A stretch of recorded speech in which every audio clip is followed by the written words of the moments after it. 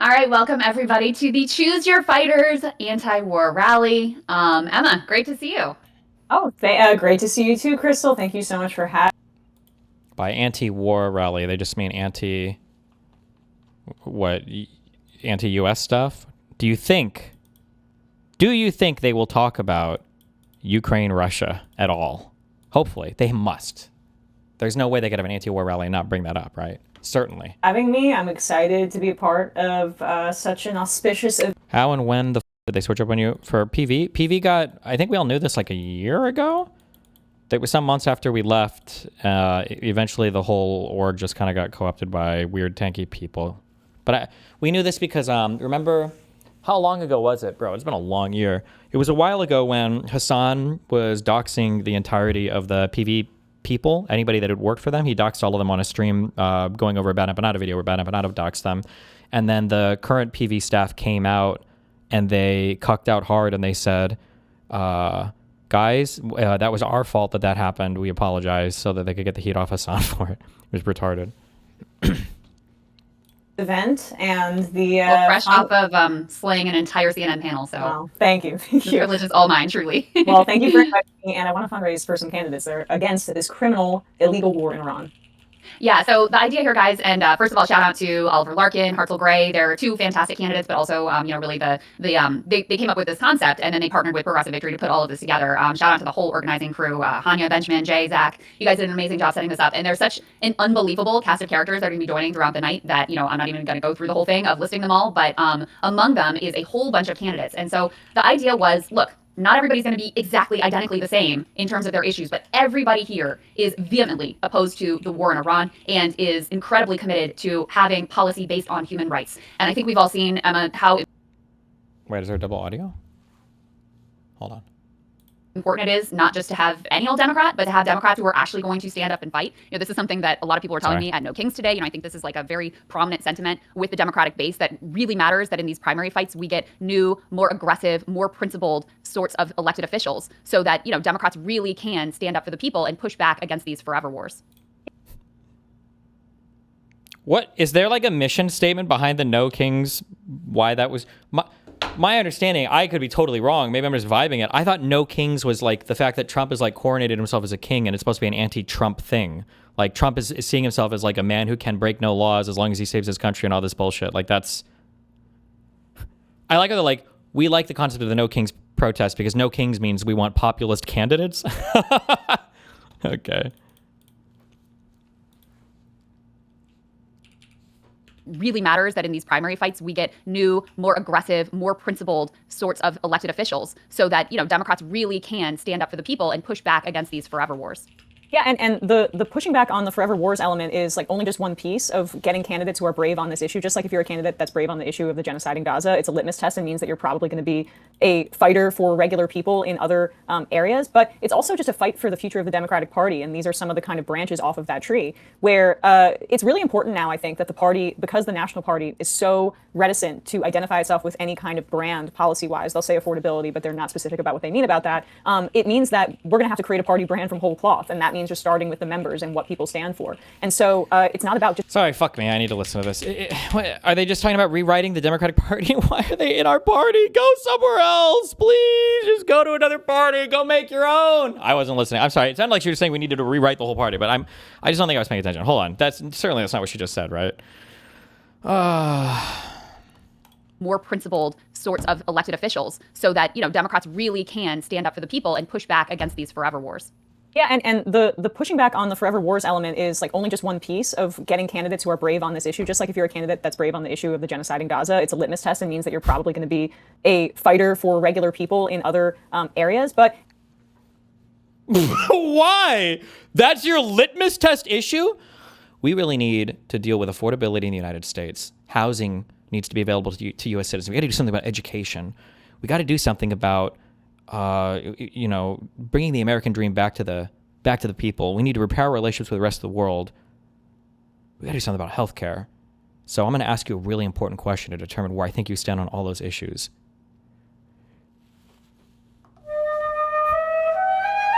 How many died? I mean, how do you feel about the genocide in Gaza? It's also just a fight for the future of the Democratic Party, and these are some of the kind of branches off of that tree where it's really important now, I think, that the party, because the National Party is so reticent to identify itself with any kind of brand policy-wise, they'll say affordability, but they're not specific about what they mean about that. It means that we're going to have to create a party brand from whole cloth, and that means just starting with the members and what people... reticent to identify itself with any kind of brand policy-wise. They'll say affordability, but they're not specific about what they mean about that. Kamala was specific on things, but you guys don't want policies. And you guys want policies. And you guys don't have policies either. You guys never give policies. You just give goals. Like, we need to make it so...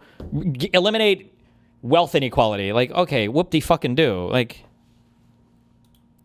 It means that we're going to have to create a party brand from whole cloth, and that means just starting with the members and what people stand for. And so it's not... Then go create a new party from whole cloth. Go make a new party.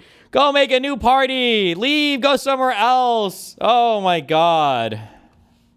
Not about just getting any elected Democrat in office. We saw this with Joe Manchin, for example. I was once asked on an MSNBC panel, would you prefer a Republican in that seat where Joe Manchin was in power in West Virginia? And the answer is, I don't know, maybe, because Joe Manchin ended up killing the child tax credit, and that is a big part of why the Democrats got swamped on the issue of the economy. Do you think that she will have anywhere near as much to say about fucking Fetterman as she does about Joe Manchin? Manchin was important to the Democrats because Manchin was the only Democrat that could hold that seat. We needed him there. Fetterman is not the only Democrat that can hold his seat. Like... and affordability, because creating a healthier opposition party, as opposed to just like winning every election and then seeing what happens, is I think the overall agenda here. We have to actually create a robust opposition party as a bulwark for fascism. Yeah, and it feels at this moment in particular extremely existential. I mean, obviously you have a war that is rapidly escalating with no end in sight in Iran. It's one of a number of wars actually that are going on around the world that we are directly involved with. I think we're courting an absolute financial catastrophe. We've ushered in a fascist to the White House that has been doing authoritarian crackdowns. I don't think anyone feels confident about the midterm elections being free and fair. So the best thing that we can do in a moment like this, rather than just counting all of the woes, which I do spend a lot of time doing and spend a lot of time covering, etc. But when we come together and have a coalition that is broad-based, and we push forward candidates and organizations that are truly doing the work, that's a way that we can have a sort of positive impact. So a couple things before we get to some of the content that we have, because we truly have like a jam-packed timeline here today. If you guys are able, go to progress.win/rally. That is the link, progress.win/rally, and there's also should be a QR code on your screen. That is a link where you can give money that goes to all of the candidates who are participating in the event tonight. They're all good progressives. They are all anti-war. They're all pro-Palestine. They're all the types of candidates that we really need to have in office and that we need to back. So progress.win/rally, if you're able to contribute there, I know it would make a difference. Some of these candidates are super high profile. Some of them are lesser known. They all need your support. And then the other thing that I would suggest is if you don't have the funds, no problem. You can sign up with DSA. You can sign up with Working Families Party. You can sign up with... Dude, I got hosed so hard literally by everybody, but that's okay. I hope they kick my court case back 6 months so I'm just retiring from all online politics stuff. We're going to do full video games. How much, is there a link to the last fundraiser we did for Progressive Victory for the canvassing event that we did? I'm trying to remember, did we raise 60 or 70,000 in a day for that? These guys have Crystal Ball, Emma Vigeland. They've got, I think, Kyle Kulinski, Hassan Piker. They have all these people. Am I reading this wrong? Are there zeros I'm missing? Their goal is to raise $15,000? What? What?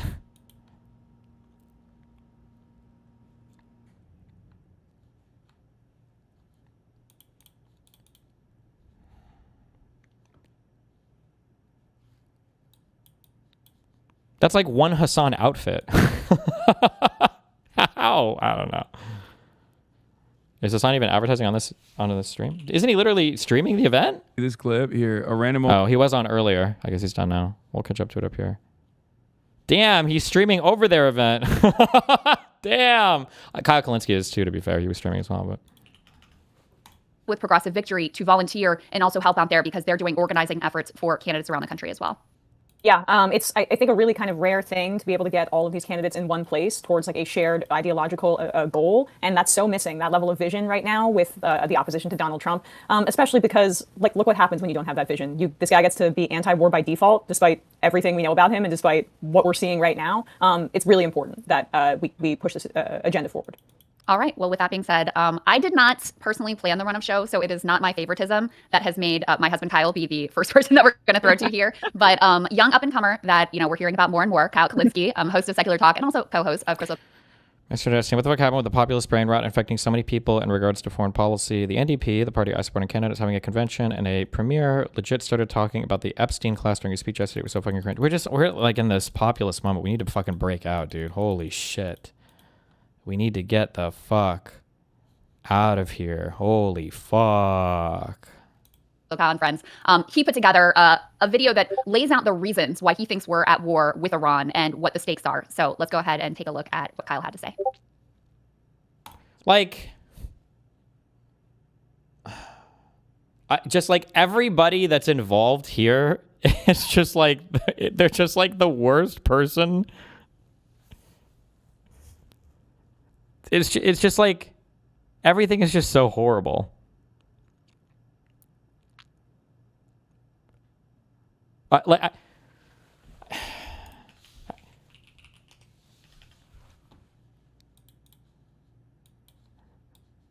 There's like a black person that's running to go and murder like 3 kids.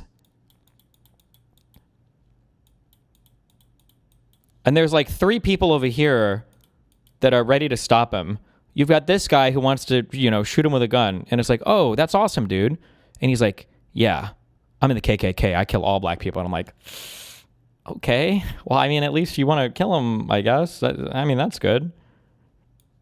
And then you got like this person over here who's got like a giant fucking knife. And I'm like, oh, you're trying to stop him, right? He's like, yeah, that's my dad. I want to steal all his fucking money. Her mom's already dead. And if he dies, I get everything. It's like, okay, I gotcha. All right. It's like I'm sorry, I'm bringing this up because for the Iran war, I think the only reason these people don't like the Iranian war is just because in their mind, and it's partially true, is that it's driven by Israel. Like, that's the only reason why they're so fixated on it. That's my feeling. But I hope I'm wrong. I hope that they talk a lot about Russia, Ukraine in this. I really hope they talk about Russia and Ukraine at some point in this. They have Dylan Burns involved, so hopefully.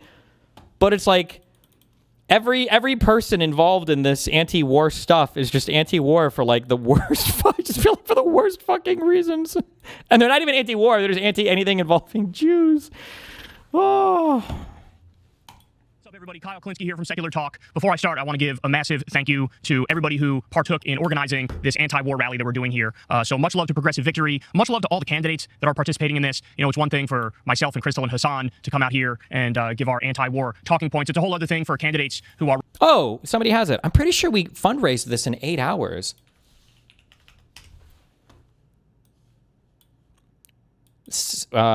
Yeah, 69, almost $70,000. I think this was an 8-hour stream that we did, and they're struggling to raise 15,000. These people, I think I even donated. Did I donate $5,000 to this or $4,000 to this? I feel like I donated at least 1,000 to push it over the end, but I don't remember.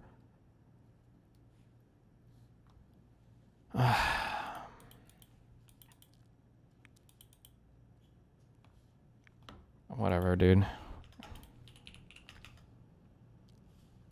Are running all around the country to come out here and lead the way also as activists, not just as politicians who are trying to ladder climb, who are trying to make a name for themselves. And it speaks amazingly of the character of the candidates that are joining us here, that they notice that this is like a historic moment where we need resistance, we need defiance, we need to stand up, we need to push back, and we can't afford silence in this moment. So much love to Oliver Larkin and Abdul El Sayed and Graham Plattner and Hartzell Gray and Shoykat Chakrabarti and Corey Bush, Claire Valdez, everybody who's every candidate that's partaking in this. Massive shout out to you. So what I wanted to talk to you guys about is just taking a look at what the numbers were like, the popularity was like going into Afghanistan, Iraq, and this war, and what that tells us about where we're at, okay? So the Afghanistan approval, when that war started, you ready for this? It was 92%, 92.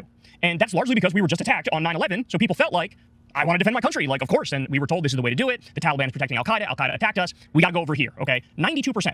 Then we had the war in Iraq 2 years later, and they did a massive brainwashing campaign and propaganda campaign, lying to us and saying that Saddam Hussein was also responsible for 9/11, and that's why we have to go into Iraq. And they were able to successfully pull off that campaign as well, but the support at the beginning was 72% for the war in Iraq. Would you like to take a guess what the support was at the beginning of this war? The answer is between 35 and 40%. I've even seen polls as low as like 25%, 27%, polls as high as like 42%, but the average is between 35 and 40%. Ladies and gentlemen, absolutely nobody thinks this war needs to be done. There is nobody who Like, it's so annoying too that they hop on like the most popular issue that literally everybody in the even MAGA is like, this is like a hold their nose and like, fuck Iran, I guess. But then they're using this to push their progressive candidates on an issue that like we all agree on anyway. It's not like you're offering anything unique here. Like nobody likes this fucking war.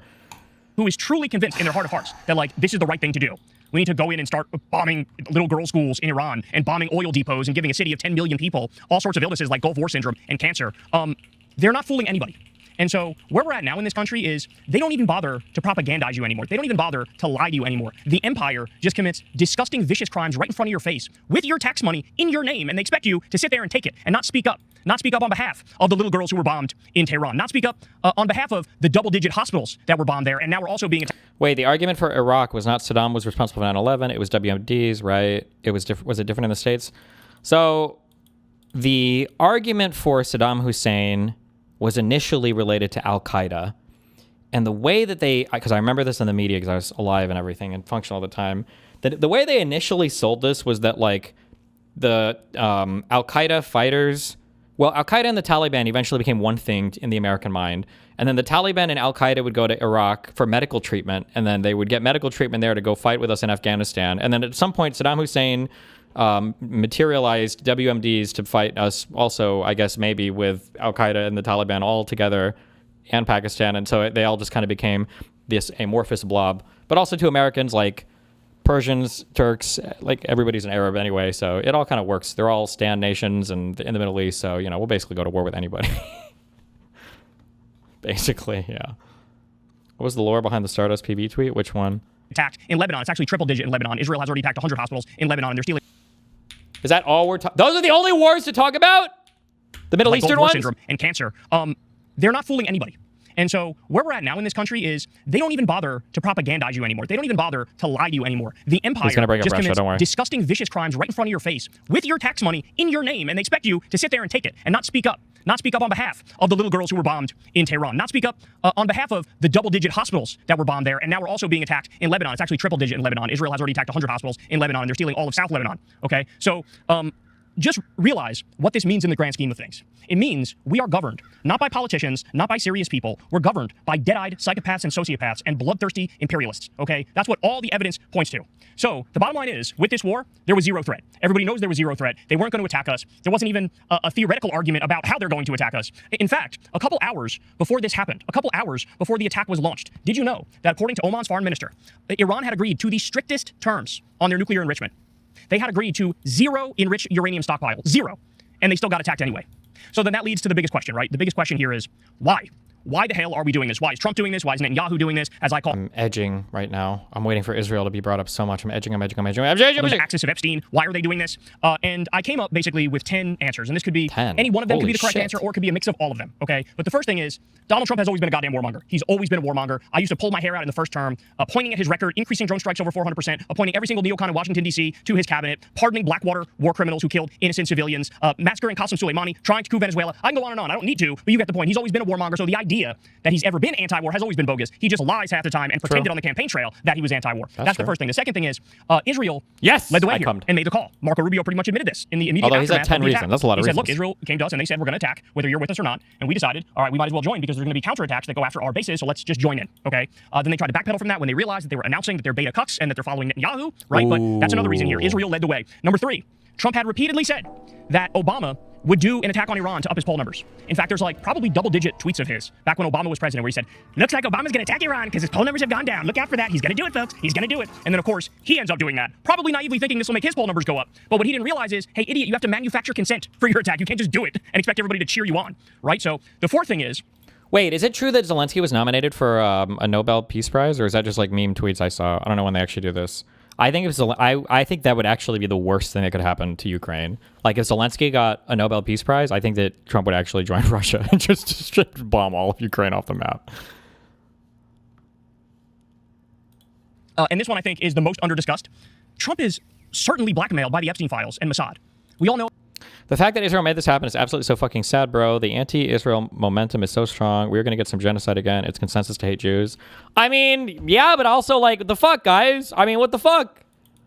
It's because I'm pretty sure the far right in Israel, as much as the retarded lefties in the U.S. just don't understand it, I'm pretty sure the far right in Israel wants to be rid their relationship with the United States. Like, nobody is really that much of a threat. Like, people in the U.S. dramatically overestimate our support to Israel. Like, we do send them money, and it is helpful, but they're big boys. They can take care of themselves. And if they weren't shackled by the United States and the kind of pressure that we put on them to not be as fucking insane as they would be otherwise, I think they'd be happy if the U.S. was like, you know what, we're not working with you guys anymore. I think Netanyahu would be like, that's fucking great. And then he'd be shouting down at Egypt, and he'd say, open up the Sinai. We got a fuck ton of people. We're about to ship out.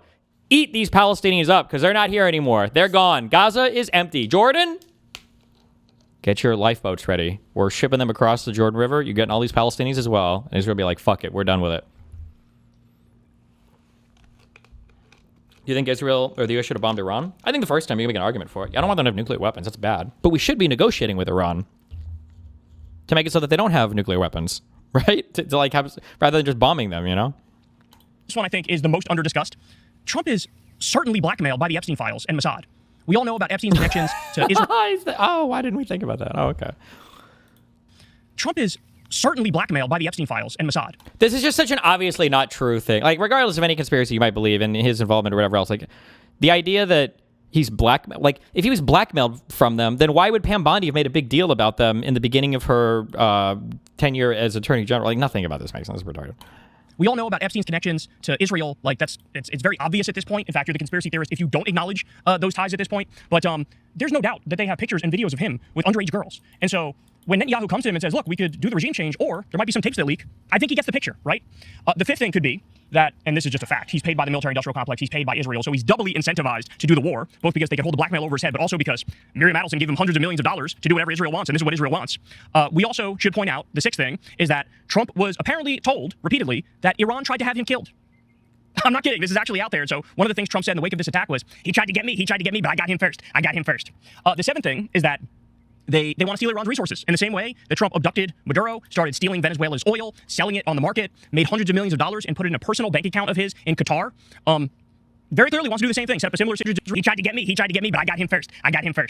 The seventh thing is that they want to steal Iran's resources in the same way that Trump abducted Maduro, started stealing Venezuela's oil, selling it on the market, made hundreds of millions of dollars, and put it in a personal bank account of his in Qatar. Wait, what is this? I've never heard this before. Is this a thing I'm just not read on? Is there...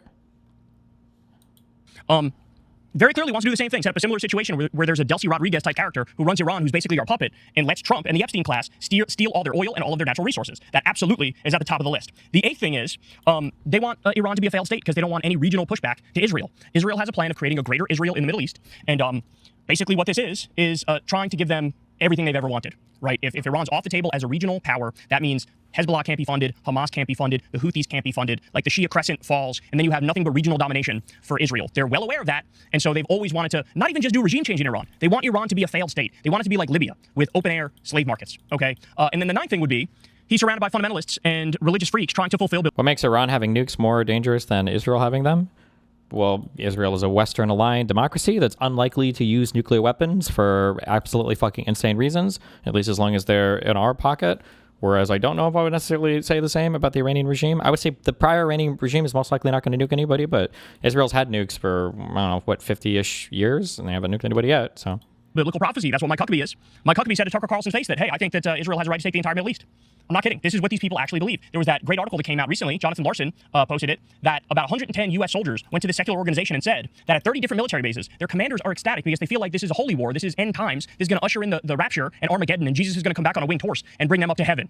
That you have the U.S. military is openly saying these things out loud. So this sort of fundamentalist thinking is impacting all of our foreign policy. And then finally, Trump clearly thought that this war would be easy, like Venezuela. And he thought it'll make him an historic president, and that he'll go down in the history books. He'll be known for generations. He, in the same way that Israel wants to create a greater Israel, right, and expand through the sovereign territory and borders of other countries, Trump wants to extend the footprint of the United States. That's why he's always threatening to steal Greenland. That's why he repeatedly threatened to steal Panama. That's why he's talking about bombing Mexico, overthrowing Maduro in Venezuela, starving Cuba to death as they're doing right now, and not allowing in any fuel, and trying to put a puppet leader in there. Trump Trump desperately wants to do our version of a greater Israel. And in fact, Elon Musk's grandfather was part of this movement called the technocracy movement, I believe in the 1930s. And the whole idea behind that was expand the footprint of the United States of America and basically dominate our hemisphere. And that's what Trump wants to do here as well. And so those are the 10 reasons why Trump is doing it.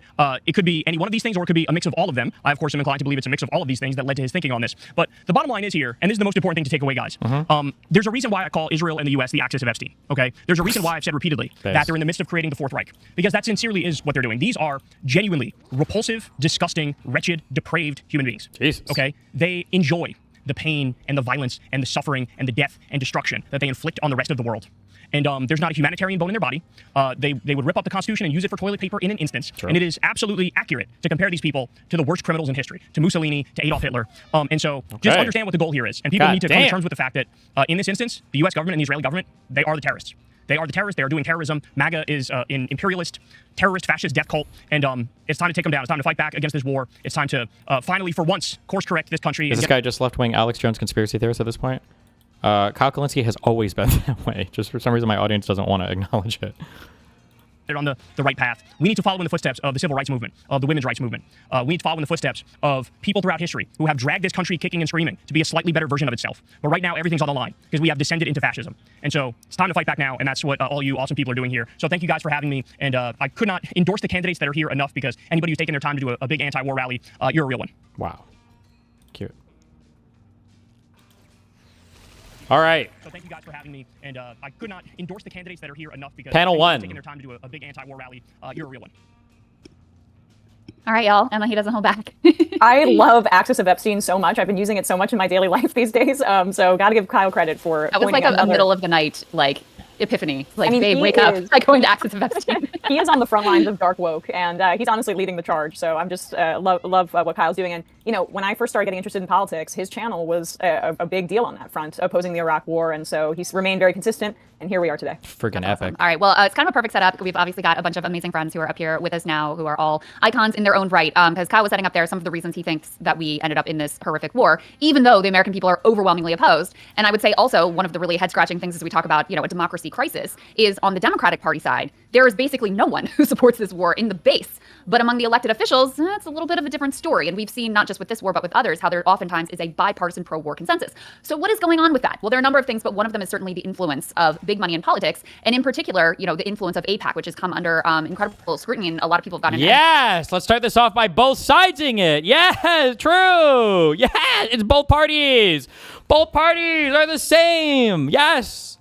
and how how important and significant this one source of funding has been, thanks to the work of Casey Kennedy, who joins us, who's one of the co-founders of Track AIPAC. We also have with us Lily Greenberg Call. She is an organizer, she's an activist, she's a spokesperson. She became the first Jewish political appointee to resign in protest from the Biden administration over their support for genocide in Gaza. Incredibly courageous person. So grateful to you, Lily, for standing up and also for being here. We have Nida Alam, who just ran an incredible race down Well, what?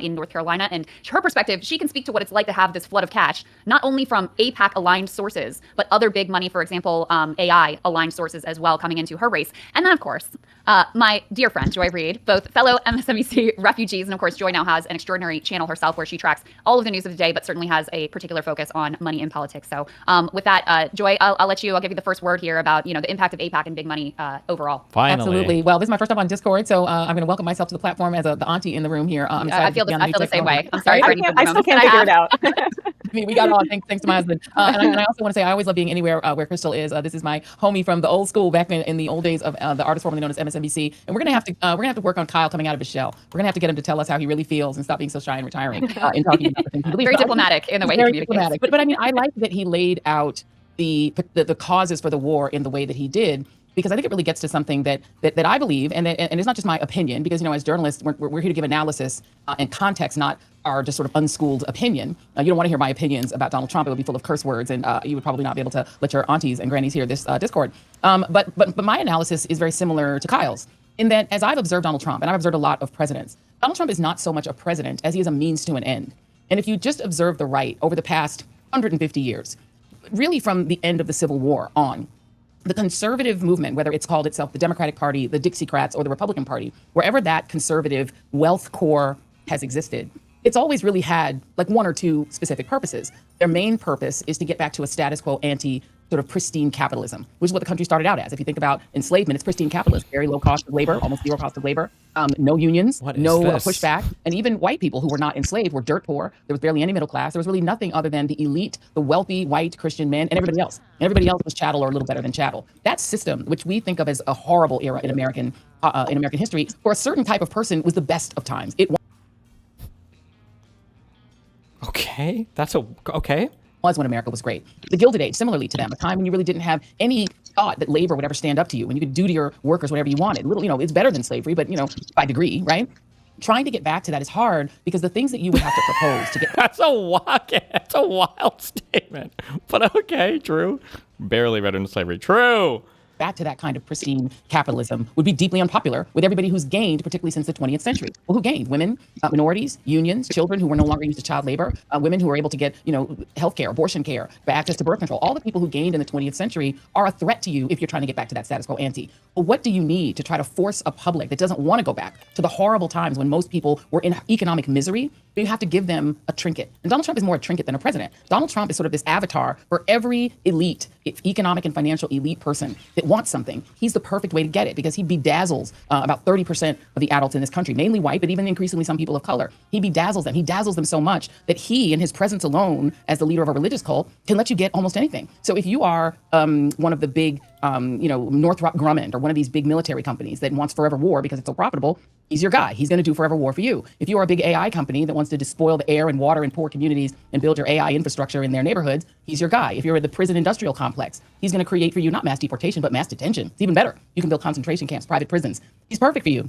If you're on Wall Street, perfect for you. He's going to make you rich even as he makes your employees poor. You name it. Every economic elite loves Donald Trump. And you ask yourself sometimes why so many people, who you and I both know, Crystal, behind the scenes will tell you how much they hate Donald Trump. Republicans who despise him will stick with him to the bitter end because he's a means to an end. The Supreme Court, that are monarchists, about 5 of them who believe we should have what amounts to a king. Well, Donald Trump is perfect. He's the vehicle through which you can create the unitary executive theory. Even George W. Bush, who's not a bright man, stood in the way of a full unitary executive. We got a certain degree of surveillance and et cetera, but they didn't get to go all the way. Palantir, which came after 9/11, which has taken full advantage of the terror of 9/11 to build this massive surveillance state, they can go all the way with Donald Trump. Donald Trump is a means to the end of everything horrible and rotten. If you're a religious fundamentalist Christian nationalist and you want to create a white Christian nationalist hellhole that's something like Gilead, Who's typing? he's going to let Stop. you do that too. Project 2025 never would have passed other than the beguiling sort of presence of Donald Trump. So I think Kyle has it right. And I think what the media is failing to do is making the linkages. They're treating each of these horrors as a separate story. Wow. For Israel, I'll close by Rude. saying this. For Israel, Donald Trump is the perfect president. Because Bibi Netanyahu has been trying to get an American president to use our blood and treasure to fight a war for him on 7 fronts in the Middle East so that he can at least promise his insane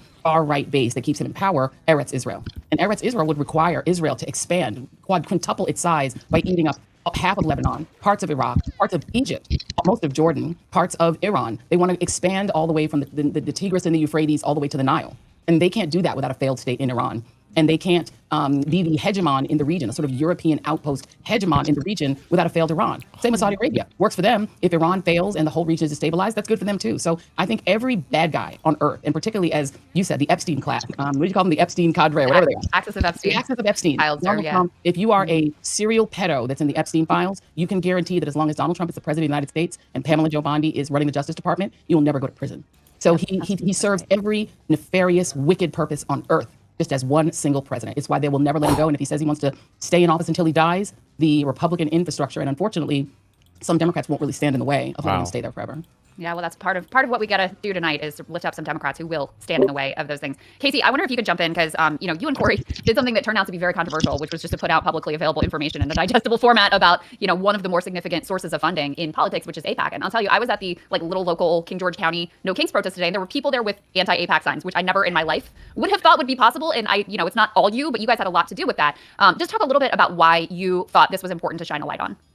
Yeah, so this was something I started learning about several years ago, but once it came really more into the public consciousness following October 7th and then the unfolding live stream genocide that we could all see, it was something, the lobby is something that I knew about, had some background information on that I'd just been doing in my own independent research, but a lot of people I knew didn't. And if I ever brought it up with anybody, they kind of looked at me like crazy-eyed, like, what are you talking about? There's no way there's this huge entity that has that much control. And the more you try to explain it and explain how deep-rooted it is and how widespread it is, it's just a lot for people to digest all at once. So that was really the root of me trying to figure out what is the best way for me to highlight what's going on in a way that's really tangible for people. So obviously everybody knows how corrupt our government is. Money in politics is a huge issue that is really at the forefront of why our elected officials are acting the way they are in an array of sort of things. So like all the different issues, not just on Palestine.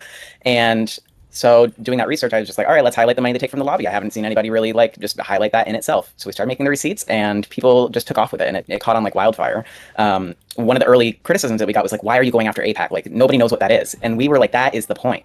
This is one of the biggest players in American politics, electoral politics, particularly in the last couple election cycles, becoming like one of the biggest spenders in the entire country. So that was just something that we felt was, we really need to highlight where is the source of this, what's the driving force of this entity, and how can we kind of use that, make them like as politically toxic as the NRA, basically. We just want to make them a political liability for anybody who works with them. And the more that they are known, the more people find out about them, the less popular they are and the less sway that they're able to hold.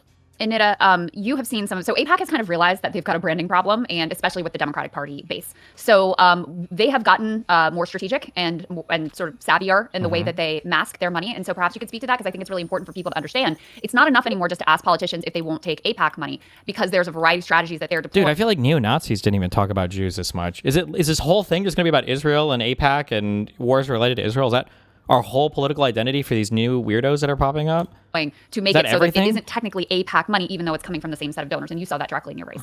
Yeah, absolutely. So, I mean, I saw it when I first ran for this seat in 2022, when it became the most expensive primary in North Carolina's history, with AIPAC coming in with over it's an AIPAC impact panel. My bad. True. Okay. $2 million, and crypto billionaire Sam Bankman-Fried, who's now in jail for fraud, came in with another $2 million. And then in 2026, this election, we saw that shift from a lot of the work that Casey and Track AIPAC has done of educating folks, and just the local grassroots pressure that we were able to put on Representative Fushi, that at the end of 2025, she finally said she was no longer going to take support from AIPAC, even though it took 3 years into the genocide.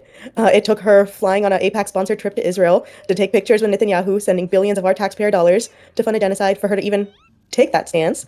But it wouldn't have happened if it weren't for this education piece. And since she'd taken that pledge, and we had been able to outraise her, out-organize her in every way, that in the last week before the primary, that was when the establishment was kind of like, oh shit, like, we're about to lose this seat. And we saw over $2 million dumped in the last 5 days of this race from the AI lobby of Anthropic, whose technology has been used in the strikes on Iran, whose technology was used in the illegal invasion of Venezuela to kidnap their president, as well as through these shadow PACs, where essentially AIPAC is setting up, or AIPAC-aligned donors are setting up these PACs to funnel in their donors into races that the candidate has said disavowed AIPAC, or that they know that it's going to cause backlash. And we saw what they did in Illinois with the Elect Women, the progressive. Wasn't Act Blue like $1 billion, while AIPAC was around 50 million? I think Act Blue is just a fundraising platform, so anybody can donate through Act Blue.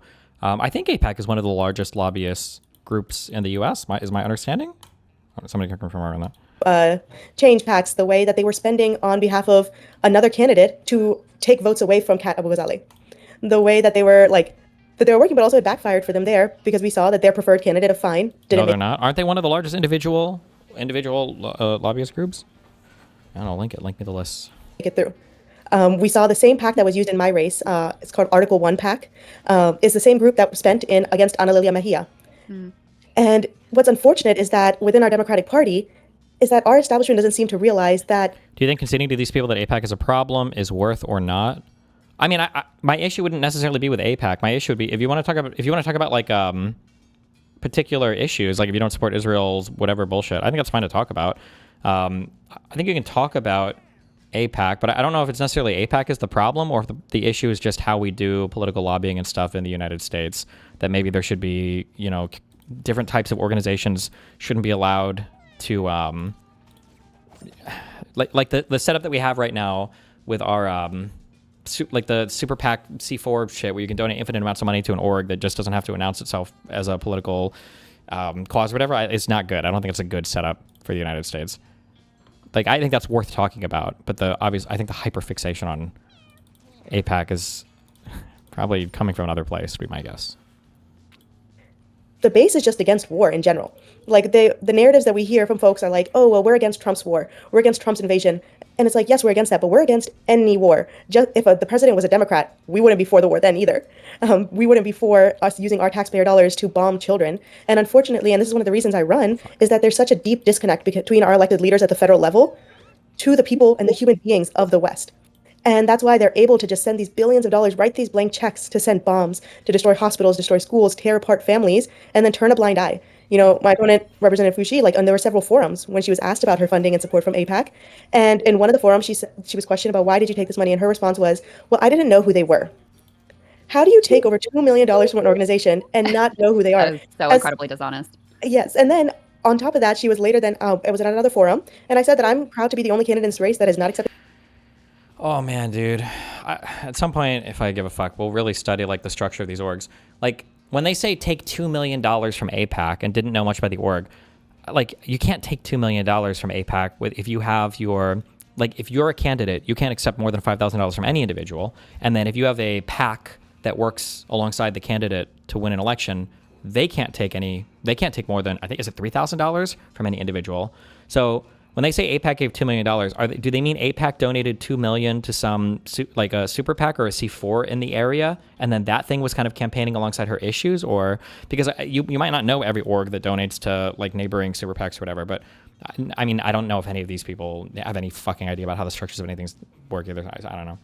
Dissent from corporate PACs, the pro-war lobby, and I have not spent billions of our dollars to fund the killing of over 70,000 Palestinians. And her response was, I haven't funded the killing of anyone. What do those billions of dollars towards bombs go to? Yeah. They're not building homes. They're not Well, building Nina, communities. I was telling you, you ran two incredible races, came this close, and you forced her to take new positions. So incredibly important there. We've got some new folks, some young up and comer you may have heard a little bit about, especially recently in the news, the extremely controversial Hassan Piker. Hassan, great to see you.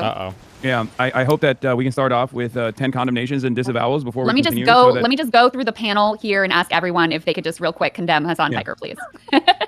Major I'll do it. I'll do it. Order? Like, how are we doing this? Condemn. Submitted in You're a little chat. bitch. Lim Mayo. Leah, I'm going to get to you in just a second, but Hassan, I know that you have kind of limited time, and I saw you're out at the No Kings rally today. What was that? What was that experience like? Are people upset? Like, what's the vibe after all of this news coverage about you?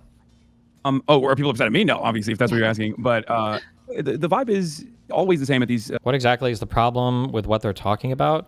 The issue is that these progressives and tankies are hyper fixated on one issue, which is Israel, and then two, they always attack the left on it because they say that the Democrats aren't left enough. So most of the damage these guys are doing are from inside the Democratic Party, and they're doing it by hyper-fixating on an issue that Americans just don't care that much about. Like, Israel is not going to be a driver for the Democrats winning elections. They might be a driver to get some Democrats to lose by turning out or by discouraging enough of possibly the base in close elections, maybe. But they just hyper-fixate on one issue that's not really that important, and that's not. And the way that they do it is just literally by just attacking the Democratic Party. There's a reason why when these guys are championing candidates, they're almost always in deep blue districts. They're not trying to compete with Republicans for seats. They're just fighting other Democrats for seats. It's just fucking annoying. Rallies, there's a lot of kind-hearted liberals, like self-identifying liberals, that unfortunately don't have the language to like adequately communicate exactly what their frustrations are. Because there's a limitation there where I think that's part of the reason why they express like no kings, right? It's all encompassing. But they're very clearly agitated with not only the Republican Party, not only with Trumpism, MAGA, but they're also somewhat frustrated with the Democratic Party due to the Democratic Party's feckless indifference to all of these problems that are taking place from the domestic issues, the issues around the economy, but certainly the endless wars that we are waging for no discernible reason. But yeah, what's always interesting to me is the demographics. It's always like older, somewhat well-to-do white liberals that are primarily attending these sorts of movements. It's very diverse. It's much more diverse this time around, and there were a lot of people. I noticed that too. But I do see it as somewhat of a pressure valve where like clearly people are frustrated and they just don't really know what to do, and that is born out of the fact that the options, the more productive, historically, the more productive forces of pressure have been totally eradicated in this country. And I'm of course talking about like labor militancy. Mm-hmm. So that's why there's no political education to be able to properly express these desires. And there's no real like pressure point that they can lean into that revolves around organizing. So we just kind of walk around the street a little bit, bang some drums, and feel a little bit better about ourselves. Now, to say all of that doesn't mean that this is utterly unproductive. I'm not criticizing it at all. I think it's always great when people go outside and show that they have the numbers and show this administration that is somewhat responsive to big crowd sizes, as we know, that there are a lot of people who hate them. So Yeah. it was good. I think it's also just like gives people some courage to see the numbers out in the streets too. And hello also to Oliver and Hartzell here, two fantastic candidates who've stepped up to run. And Hassan, I don't know if you know Lily Greenberg Call. You probably remember she resigned from the Biden administration over their policy of pursuing genocide. So Lily, maybe you can speak to some of what it looks like from the inside and some of the the reasons why the Democratic Party did fund a genocide and didn't refuse to put Palestinian American on the stage at the DNC, and why the leaders have been very tepid in particular. And they'll say, oh well, Trump isn't consulting with us about the war or isn't planning the war properly, but to get just a full-throated condemnation seems to be pulling teeth. Yeah, I mean, actually, I think folks at this point are really, like, everything that Joy said, everything that Kyle said. I think the public is really aware of the reasons why Democrats are unable to truly condemn the war and also, truly condemn and then use their power and leverage as, representatives of the U.S. Congress or folks in the administration, leadership, American government officials to actually try and change anything on the ground in Palestine. I mean, one of the reasons why I think my story made the splash that it did was unfortunately that I was the only Jewish official to publicly leave. There were some folks who left privately, and I wish that they had shared why they left and used what felt like an important role that Jewish Americans have to play, and especially Jewish Americans in government, but also because that I grew up very pro-Israel, and I used to be involved with AIPAC when I was young because that was just what my community did. If you cared about politics, which I did because I was a nerd, and if you cared about Jews, in particular, you were pro-Israel. It was whether you were a Democrat or Republican, it didn't matter. And for me, also growing up I grew up in San Diego in a more conservative community with a lot of Republicans, Israel was kind of the one thing that we could agree on. And so I spent a lot of time in that space and started to change my mind as I got to college and got to actually meet Palestinians and be confronted with the reality of the history of the state of Israel that I was only told very propagandized, very whitewashed history of. But also as Trump was elected and it became very clear to me, I was like, why am I sharing space with white nationalists and with Christian evangelical right wingers who and why do these people feel empowered to tell me what to do, right? To tell me not to walk out of an AIPAC conference where Trump is speaking, which is something that really happened. This guy with a giant wooden cross looked at me and said, "This is really not polite of y'all." And I was like, hold on, I thought people here were here because they cared about Jews and American Jews. And again, I was like 20 or 18, but all of that, that kind of like ugliness rising to the surface is what helped to break a lot of the cracks for me. And then working in the administration, like even when I went in, was already moving to the left in a lot of ways and was very clear-eyed about the role of AIPAC and the role that corporate interests play. But it was another thing then to see the genocide unfold and to see that, I was organizing like massive dissent throughout the government, Capitol Hill staffers, administration, people across ages, rank, folks at the State Department, folks where I worked at Interior, like it didn't matter. It felt like pretty much everyone around me, for varying reasons, thought that we weren't doing enough and thought that our policy of unconditional support for war crimes that was in violation of our own laws and was also going against both the expertise of people in government and the majority of opinion of American voters. We were all on the same page, but our bosses wouldn't listen, and people just were incredibly boxed out. I don't think it's anti-Semitism for most people. I think it's a genuine belief that Israel's doing a Holocaust right now, like literally the same as evil as a Nazi state. So anything that's remotely associated with Israel is viewed as the same lens as collaborating with the actual Third Reich.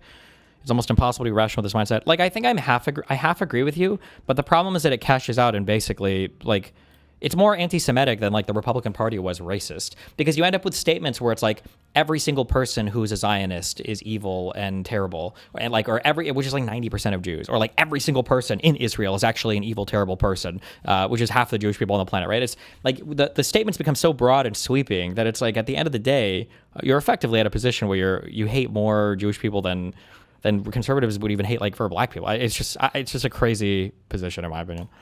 And I've had Palestinian friends of mine get told to their face by members of Congress, we sympathize with you. You have the moral argument, but until you bring us money or votes, nothing is going to change. And I think that it's clear to, incredibly. I mean, that's how if you want people to care about government or care about democracy, like that's a really good way to do it. But I think it's very clear to everyone now that AIPAC functions as like a right-wing organization, and that it's a combination of industries, as y'all were saying. Like it's tech, it's AI, it's defense contractors, but it's also just the corporate powers that be, and it has nothing to do with protecting Jewish safety, of course, and nothing to do with protecting the interests of the American people. And it's not even just about foreign policy, because all of these things are connected. Our war economy lines the pockets of billionaires here. Tech makes a lot of money, in the ICE and deportation and incarceration system. Like all these industries profit from forever war and incarceration and deportation, and those are the people who give the most money to our representatives. And because of the way our political system is set up, which needs to be fundamentally changed, the people who give that kind of money are the ones that people in power listen to. And yeah, I mean that is unfortunately the reality. I think that there is a shift in terms of being able to buy. It is harder now, and it will continue to get harder to buy people's votes because we have access to internet and social media and the kind of platforms like the one we're on right now that help people break through some of the mainstream media and just the like lack of education and lack of political education in this country. But that's also why these like mass mergers of all these media companies are going through, and why someone like Jeff Bezos even wants a newspaper in the first place, because they want to control the flow of information that reaches voters. And that's one of the reasons why I don't know how familiar people are on this call with that organization called the New Policy that was founded by two of the other folks who resigned from the administration. But I'm doing some work with them and supporting them, because I do think it's going to take a combination of outside pressure and people who know how to play the inside game, and to like really change the politics around Israel Palestine and create those new incentive structures within Washington. Well, we really admire you for the journey that you took, and also the courage that you showed to come forward. It was incredibly important, and for the work that you're doing. And Lily, Casey, Joy, Nida, thank you guys so much. I could talk to any one of you guys for like the whole night, but we have a million guests in the lineup. So thank you all so much. Love you guys. Great to see you. Thank you so much.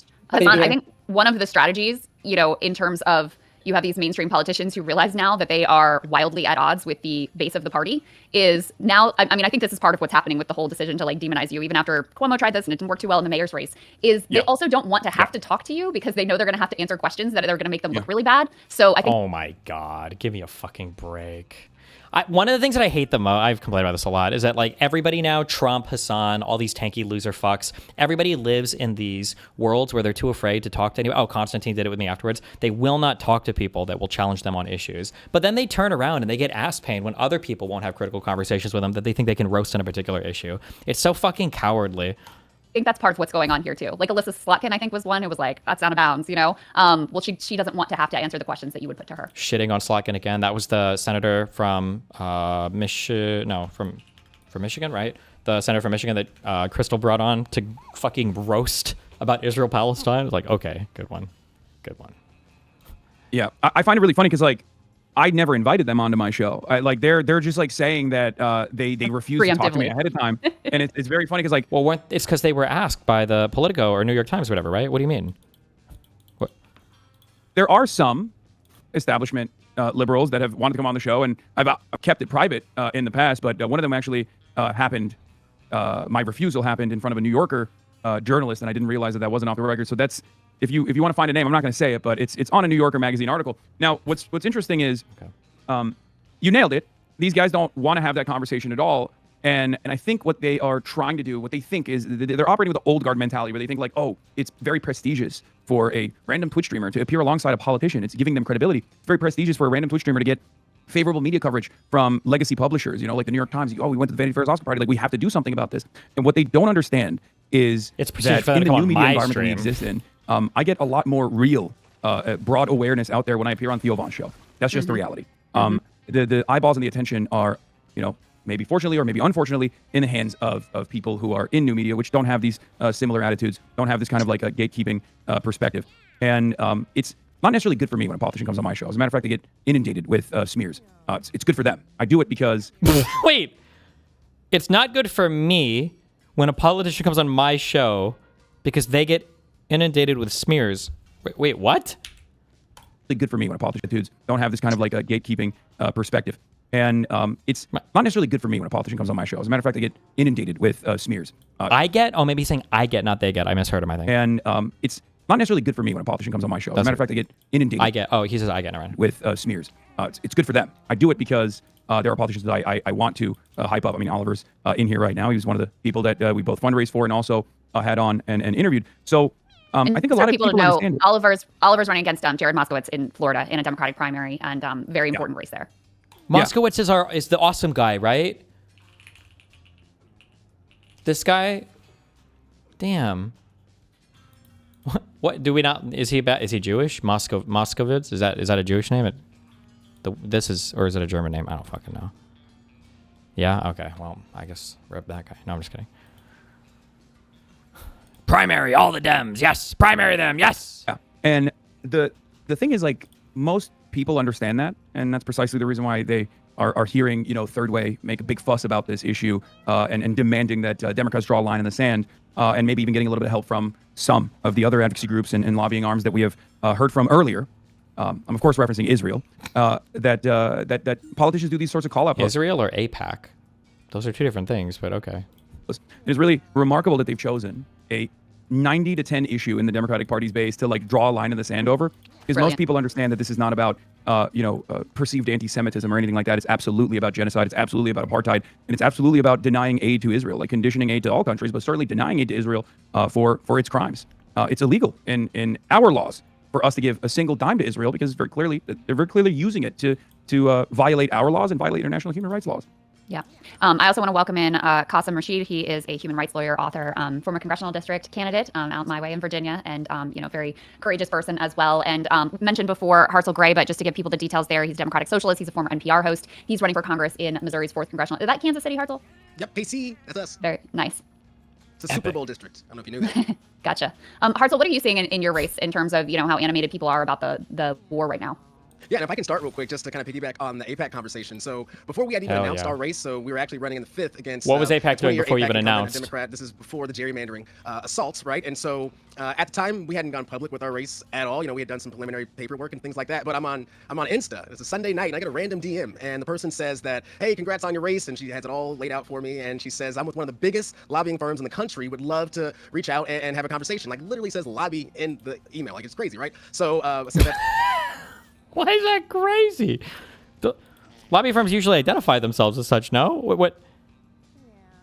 To my campaign manager, and like no ifs, ands, or buts, like masked all the way off. It literally said her name at AIPAC.com. And what? Oh my.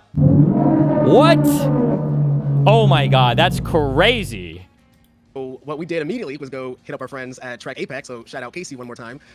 But it is just another example of trying to buy off another black face to shill and stump for a genocide and an apartheid and an ethno-national state. And so this is the kind of game, and to them this is a game, but it is a real life, it is our lived experience for us. But to them it is just a pawn, a chess piece. And at the time, by the way, Cleaver is an AIPAC candidate, the 20-year, 80-plus-year-old incumbent. So they are still going to hedge their bets for the young black dude as opposed to shilling for Israel with the old black dude, right? And so that is just right off the bat. I wanted to say how much like this is an assault on democracy in the guise of human rights for a marginalized group, and I just think that that is disgusting, to be honest with you. So what I'm seeing on the ground, I am seeing people who have worn the Trump hat 3 times, will vote for him another 3 times, which I think is probably their plan, I think at this point. And what they know about Trump, to quote some of the evangelical words, it's like they know Trump is an imperfect vessel, right? But it is the MAGA Republican congressman they have, who I'm going up against, Mark Alford, who is supposed to soothe Trump's worst angels. So I can't get them to say that Trump sold them down the river to Israel. But what they are telling me when I knock those doors, they're saying, hey, Mark Alford sold us down the river to Israel. Because our folks understand that,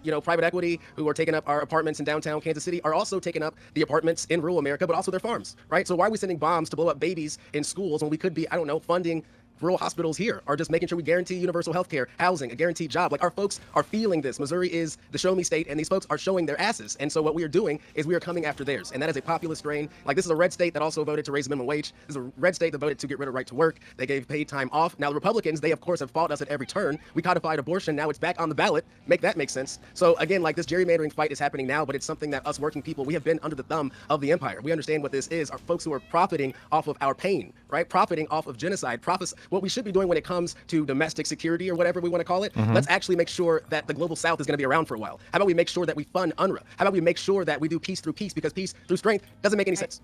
Well, Hartzell, that's a great way for us to kind of turn our conversation to Qasim here. You're a human rights lawyer, obviously.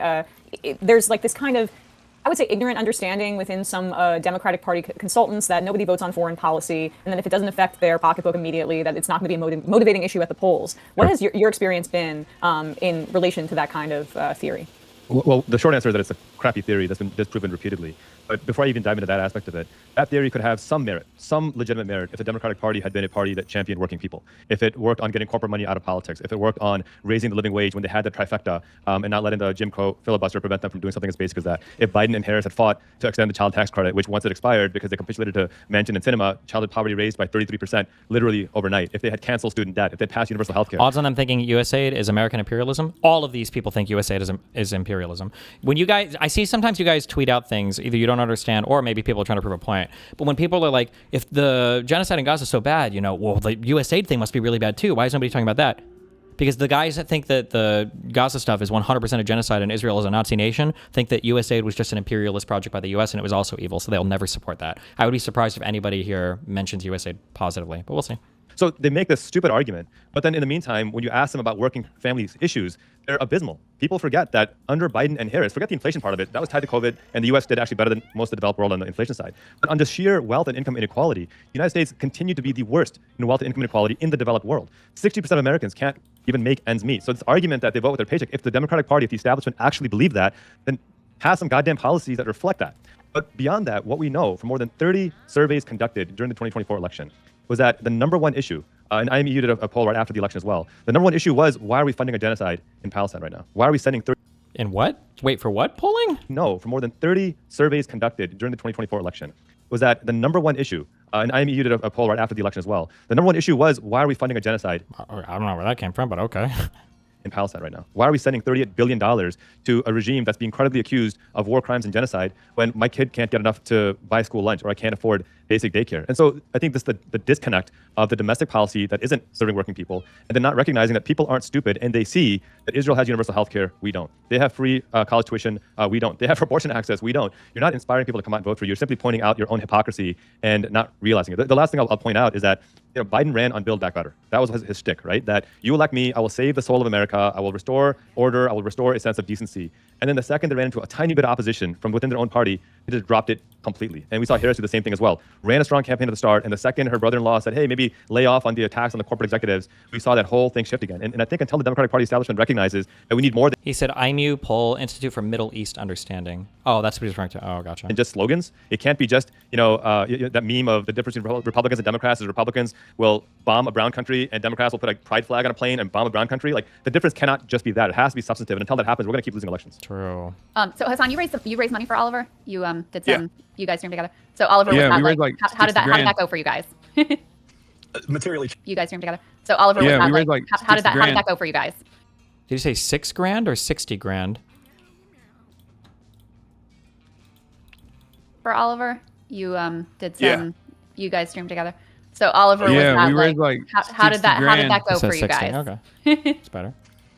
Materially changed the course of our campaign. And that's I think that was really just a flashpoint in what so many people across the country have been feeling. And honestly, why Hartzell and I came together to help organize this event, which with such an incredible lineup, I can hardly believe how many people are participating. But it makes an awful lot of sense because when Jared Moskowitz came out against the Rokon and Thomas Massey War Powers resolution, Jared Moskowitz went so far as to call it the Ayatollah Protection Act. That was just an insult. It was a slap in the face to his colleagues. And that was really the first moment. I've been running against Moskowitz since last year, and he's been awful on many different issues preceding this. But this was a flashpoint because he was giving Donald Trump a blank check to take us into war when my generation, Hartzell's generation, our communities have been completely divested from to spend trillions and trillions of dollars overseas. And so it occurred to me that, yes, I need to elevate this fight against Jared Moskowitz, but there are candidates waging this fight all across the country against AIPAC Democrats, against AIPAC Republicans, and so that we needed to organize. And that's my background is as an organizer, but going on Hassan's stream and I find it really irritating, but also a little bit humorous because not to compare Hassan at all to Joe Rogan, but I do remember a discourse around a certain Democratic candidate for president, an independent from Vermont, going on Joe Rogan in 2019, and people lost their freaking minds that Bernie Sanders went on Joe Rogan's show. And then fast forward 4 years, why didn't Kamala Harris go on Joe Rogan's show? So I can see a scenario where people are scolding Democrats for going on Hassan's stream now, but this is a platform that is going to be decisive in 2028. The online space, Hassan's speaking truth to power, like calling out the genocide, calling out the neo-colonial apartheid state of Israel. This is becoming a bipartisan Neo-colonial apartheid state. God damn. issue. I mean, we ran a poll in our district. By the way, that's also a thing. This is like 12 layers deep, but calling Israel a colony state is technically anti-Semitic. I don't know if this guy is even aware of that, but the talking point is always that Jews were, at least the Jews that are there today, never came from the Middle East, so therefore it is a colony or project of Europe or some other place. And so when the Jews are leaving Israel, what they would want to happen, the Jews need to go back somewhere else. So when you call, because that's always, that should be the question you ask, like colonial, colony, what is Israel a colony of? They'll give some other place, a colony of Brooklyn or of Europe, and they need to go back there or whatever. But I don't even know if this guy's aware of how deep that goes. I don't know. Earlier this month, and for those who aren't aware, I'm running in sunny South Florida, one of the hotbeds of AIPAC candidates. I'm running against Jared Moskowitz. We've got Debbie Wasserman Schultz right next door. There's this perception that South Florida is uniquely different or uniquely less caring about sending U.S. taxpayer dollars to bomb children overseas and to perpetuate a genocide. We ran a poll, and by a 2-to-1 margin, people want to condition, reduce, or completely eliminate military aid to Israel relative to those who want to continue funding this genocide as Donald Trump drags us into war, as Israel invades Lebanon and creates 1 million refugees. And my perspective is we just have to be open and honest. We need to have a family conversation about AIPAC's influence in our democracy. AIPAC endorsed 109 insurrectionist Republicans after the 2021 attack on the Capitol. In that very next midterm, AIPAC doesn't care about democracy. AIPAC cares about what AIPAC cares about, which is the corporate interests, the billionaire class, and perpetuating this U.S. colony in the Middle East that is only able to exist with our taxpayer support. Well, oh, maybe he does know. Okay, the U.S. colony based. All right, Jesus.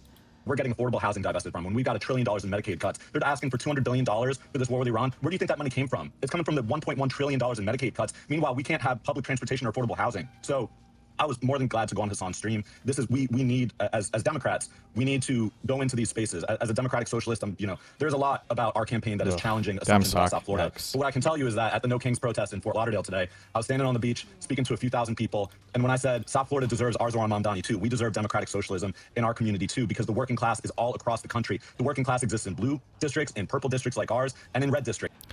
Why do they have a problem with Zionism, which is just someone thinking Israel's right to exist as a Jewish majority state, and not just anti-Netanyahu? Does Zionism equal world over to them? Well, because in their mind, Jewish people weren't really in Israel until they started to come over prior to World War I.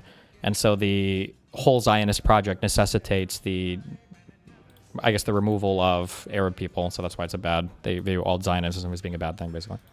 And if we just speak to that, if we speak honestly and authentically about our experience as working people, I'm 33 years old. I never even ran for student council, but I'm doing this because our country needs to change. We need to change, and this Democratic Party needs to change.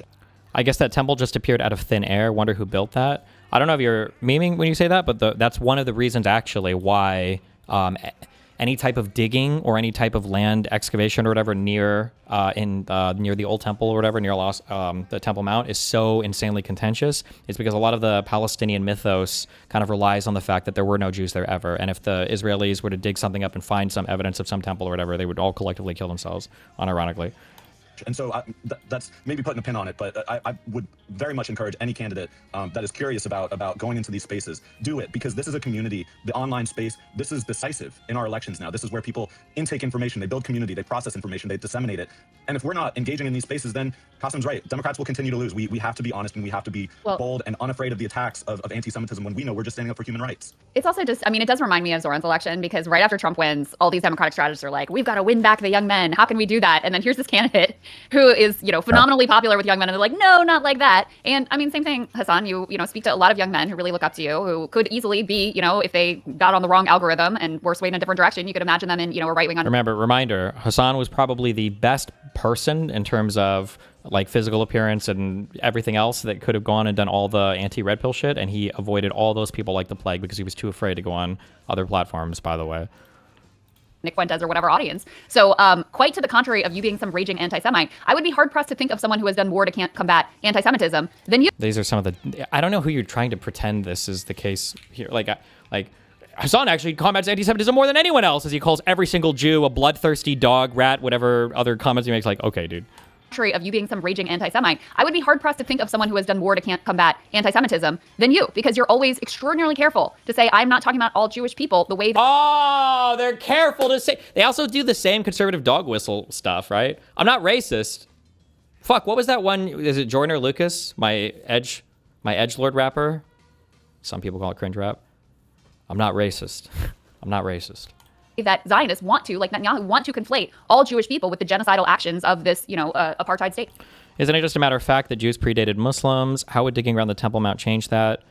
I don't know how they rationalize it. There's different ideas, I think. Some is that there might be Jews that predated Muslims, but all the Jews that predated the Muslims are only the Jews that stayed there in Israel and eventually became Muslims once it was conquered by the caliphates, basically.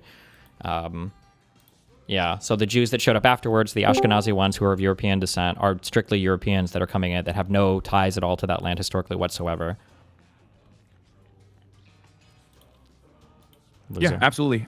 I do my very best to such a degree that people sometimes get annoyed. Even Kyle was like saying you have to do so much throat clearing every single time you talk about Israel. Like, we get it.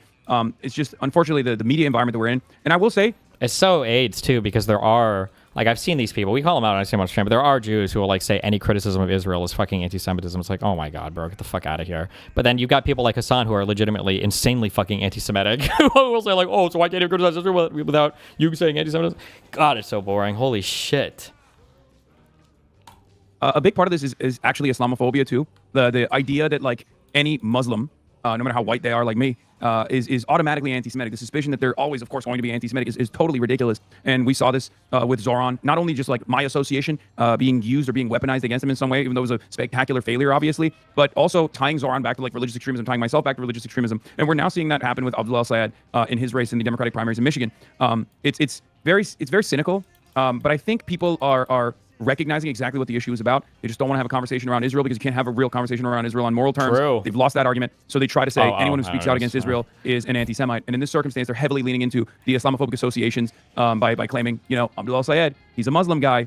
What does that mean for you? How does that make you feel? And what's really remarkable about that race is that this is the exact same issue that took place in the 2024 election. This was the exact same problem, that they chose not to associate with the Palestinian cause. They did not recognize that this wasn't simply some sort of ethnic or sectarian tension, that there were people of good conscience that came from every different background that understandably saw the horrifying violence that was unfolding on our timelines and wanted the Democrats to put an end to it because they still had this notion that the Democrats actually do represent humanitarian values in the way that they claim that they do.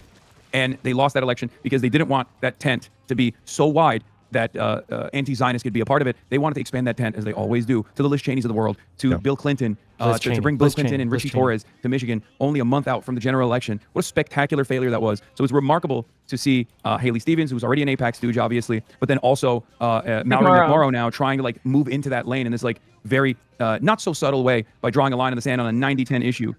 I said this to you yesterday, Hassan, Donations. but I don't, donate if you guys can to combat some of this money that's flooding in. But I think that was McMorrow auditioning for the Zionist money that Haley Stevens had previously been getting. So she doesn't want to go after Abdul in an openly Islamophobic way. So when we she can says go after Zionist Hassan money, does she just because mean Jew or is she actually saying is what they're talking about. Yeah.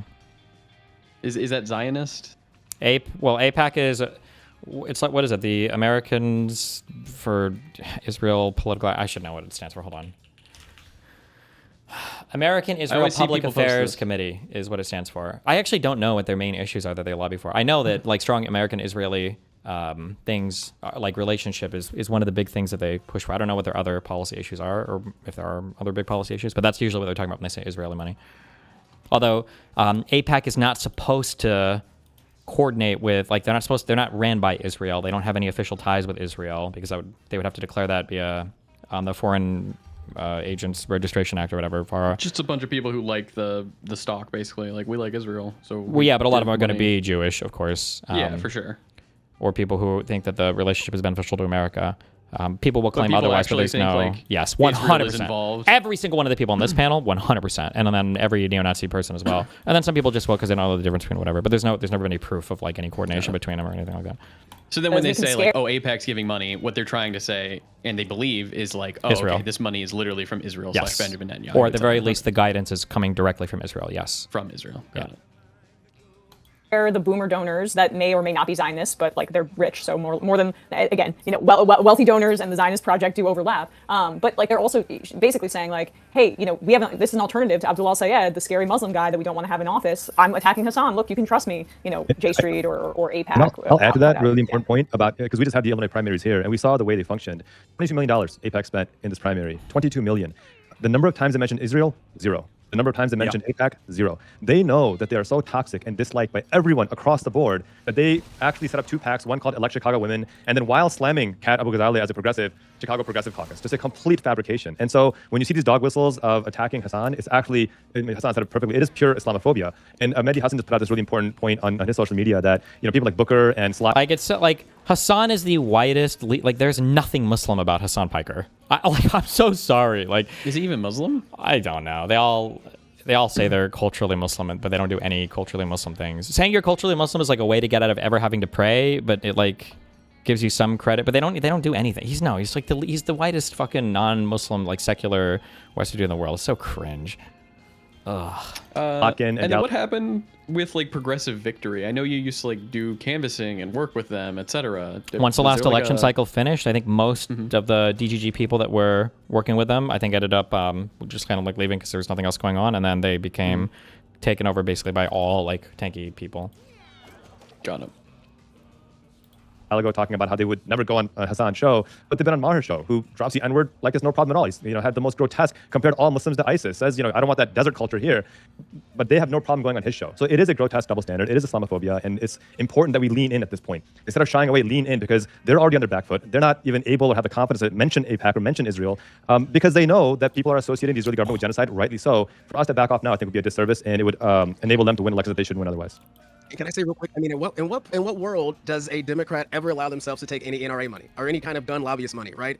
Why is there some kind of exemption when it comes to not just AIPAC, but again, this is a broader conversation now, right? It is the entire Israel lobby. And again, especially with this $200 billion ask, especially in like rural America, even, they're like, wait a minute, like, hold on a second. Like, number one, this don't make sense. Also, does this have something to do with Epstein? I mean, our folks, the amount of insulting of intelligence, but like, what I'm also learning is they don't want to be educated. But what we can do as folks of the left is to just kind of help point out the What does direction, AIPAC have to right? do with Like, yes, Epstein? no.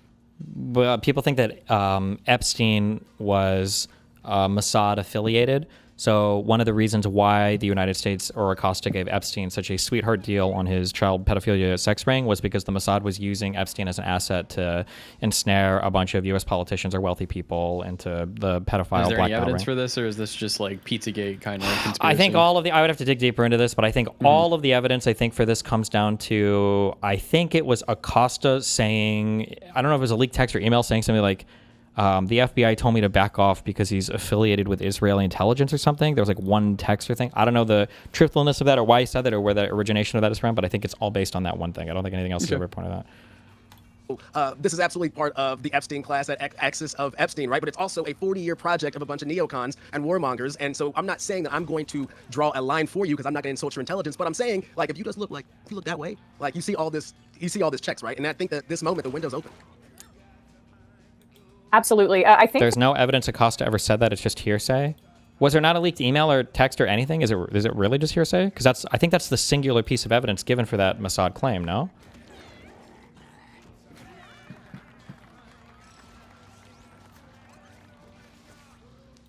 that we might be bumping up against the this segment. Crystal, are you there? I can't see you for some reason. Click on try again.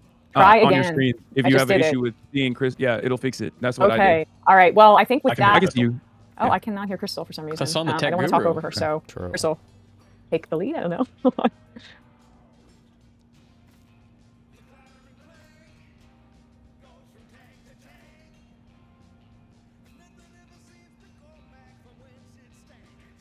Yeah, pretty soon it's going to be like, yeah, you know, I usually go on streams and I've got to troubleshoot people's audio all the time. It's kind of a meme on my So that's a great question. I've been tracking Tucker Carlson's activities quite closely since 2016. I've often said he's one of the most dangerous propagandists because he has a tracking his activities. His Jesus activities quite Christ. closely. That means he watches a Very fucking good way. clip every now and then. of making white nationalist talking points incredibly palatable. And even back in 2016, people used to associate the stuff that he was saying with like very prominent white supremacists and white nationalists, like the Great Replacement theory that he routinely brought in to mainstream conversations. And now that's actually become a mainstream fixture of the Republican Party. And as trend lines go, maybe it'll be the Democratic Party's main, talking point as well in the next 4 years or so. The way that they've been approaching things and following the Republican lead. Having said that, one of the things that I am very frustrated with does that Tucker mean? Carlson is that What? He says like that's going to be like maybe in 4 years it's going to be the Democratic talking point of the Great Replacement theory. Oh, And because he's saying, they both sides everything. It's just fucking retarded. Let's go. Maybe it'll be the Democratic Party's main, talking point as well in the next 4 years or so. The way that they've been approaching things and following the Republican lead. Having said that, one of the things that I am very frustrated with Tucker Carlson is that he's a very skilled communicator. He's also fairly good at reading the room, even though he's a propagandist. He's very good at reading the room, and he has recognized, and I don't know if he's genuine about this or not, but it doesn't really matter. He's recognized that this issue, Israel's genocide of the Palestinians, is one where he can lead, right? I want he's going to use the phrase, this is where the Republicans could attack the Democrats from the left, from the left, from the left, from the left. Here's is that for the time being, it's great. Maybe he's able to bring some Republicans to a more humane position on this issue alone, but that's not being reflected in the poll results, right? Republicans seemingly are operating like a cult. They don't really care. Tucker Carlson says he's against the war in Iran. Well, 100% of MAGA says they're for it. And overall, I believe, 85% of Republicans are approving of this bombing campaign that's destabilized the entire world. So my frustration and fear is that if Democrats don't lead on this issue and lean into their base on this issue, because that's, like I said, a 90-10 issue where 90% are in support of decoupling from Israel and only 10% want more support for Israel, that Tucker Carlson is either going to utilize the existing leadership role that he's had in 2028 to prop up a candidate, maybe J.D. Vance potentially, or even run himself. And if the Democrats don't spend the next couple of years also leaning into their base and advocating for this issue, advocating for freedom for Palestinians, sovereignty and dignity for them, advocating to end these wars that we are waging this time directly because of Israel with Iran, they're going to lose. It's that simple. They're going to lose because Tucker Carlson will have had tremendous credibility on this side. And what are the Democrats doing? They're actively trying to attack me and perhaps maybe you guys as well eventually, that because we're unapologetic with our anti-Zionism, we're unapologetically anti-genocide, and they're so scared of facing their base that they don't even want to recognize that someone like myself, I'm just a megaphone. I'm just a platform for the masses. That's the reason why I'm popular, because I have the same frustrations that many Americans do, masses. and I'm just simply A man able of the to people. communicate it to this audience. You're not going to be able to recreate something like this. You're not going to be able to make like a pro DNC version of this, right? Not in independent media. Most people are going to recognize that this is like indecent, and they're going to want someone to reflect their values. We're seeing a version of that on the Republican side. Look at Ben Shapiro. Ben Shapiro was very popular. Ben Shapiro is funded by the same people, the same institutional donors that have funded the Republican Party, the Wilkes brothers, for example. And now look at Ben Shapiro's popularity, because he's so demonstrably Israel first that his audience perished. They left. They looked for Israel alternatives first. that actually don't put Israel first in their conversations. And now he has no relevancy whatsoever. But what are the Democrats doing? What is liberal media doing? What is Jake Tapper doing? These are people that will now try to elevate Ben Shapiro's platform. So they keep showing us over and over again that they would rather coalesce around people who are pro-Israel, even if they're reactionary in every other way, including on Israel, than to expand the tent to people that recognize that the moral center of the party, within the base of support, is on the side of the Palestinians. Wow. Yep, it's absolutely right. Hassan, thank you so much for coming on, and all the other candidates here. You can Oliver Larkin, Hartzell Gray, and Qasim Rashid, obviously all phenomenal anti-war voices. And I do want to say that we're about to hit 10K raise. So, so if people want to contribute, progress.win/rally is the place to go. Progress.win/rally. You can help contribute there. Thanks to all the phenomenal candidates, and of course the #1 terrorist supporter in the country, Hassan Piker. I condemn you once again. Everybody, leave me off your terrorist watch list. Lameo. So see you later, buddy. All right. All right. Bye, guys. Bye. Thank you, Qasim. Thank you so much. And Oliver and Hartzell, He we'll see you guys. literally We'll see brought you a guys later Houthi terrorist on his stream. True, Lameo. in the stream, I believe. And by the way, shout out to both you guys, because you guys really were, the initial spark, the idea here. And Oliver reached out to me, and I was like, I think it's fantastic. I was hoping, because there's this kind of Dem Tea Party wave that's going on, and so I was hoping that a lot of the candidates who share similar ideology would kind of get together and and do something like this, coordinate on a messaging, to support one another and help each other out. As a former congressional candidate myself, I know that it's a very hard thing to do. It was, to me, I was young and really stupid and naive, and you guys are way better at this than I ever was, but I found it quite scary and quite difficult and quite stressful. So thank you guys for pulling this together. Well, I want to say this. I mean, we I'm I a think former understand congressional on the left, candidate, we too. do have to come from a movement. Like, one of the reasons why it is so difficult, and I know you know this, Crystal, like, you're on an island, especially when you have the moral clarity that we have. I mean, it is lonely, it is debilitating, but also it is, the cause is right, and so if we come with a movement, if we co-govern with our folks, it's not so isolating, right? And I think that in this time where so many worldviews are being questioned, not just the Israel question, but also this question now, the reevaluation of The Israel question. Yeah. Jeez. He's getting close there, Steve.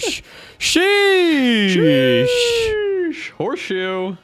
that in this time where so many worldviews are being questioned, not just the Israel question, but also this question now, the reevaluation of what is America first, right? And I think that, right, is really challenging for our folks, but it is, again, why we gather now, because it is our window, and the chasm between pop culture and popular action is like it's like the Grand Canyon, right? And so I hope that it is moments and opportunities and events like this where we bring those realities together so we can build power, we can win this.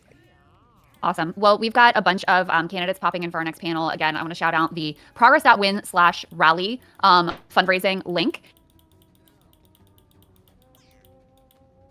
Of Jack Pastorella, who's joined, of course, a very significant creator that I'm sure many of you guys know. In any case, I was wondering for the candidates, do you guys just want to do like a 1-minute quick introduction, where you're running, who you're, like a little background, like very short, because want to be able to get through to everyone. Shoykat, you want to start? Sure. Hey, I'm Shoykat Chakrabarty. I'm running in California's 11th district, which Nancy Pelosi was our congressperson. She's not running again. But in the past, I worked on Bernie's campaign. I started a group just as Democrats to recruit people to run against not just Republicans, but also primary corporate Democrats. I ran AOC's first race, and I was her chief of staff and led the work on the Green New Deal.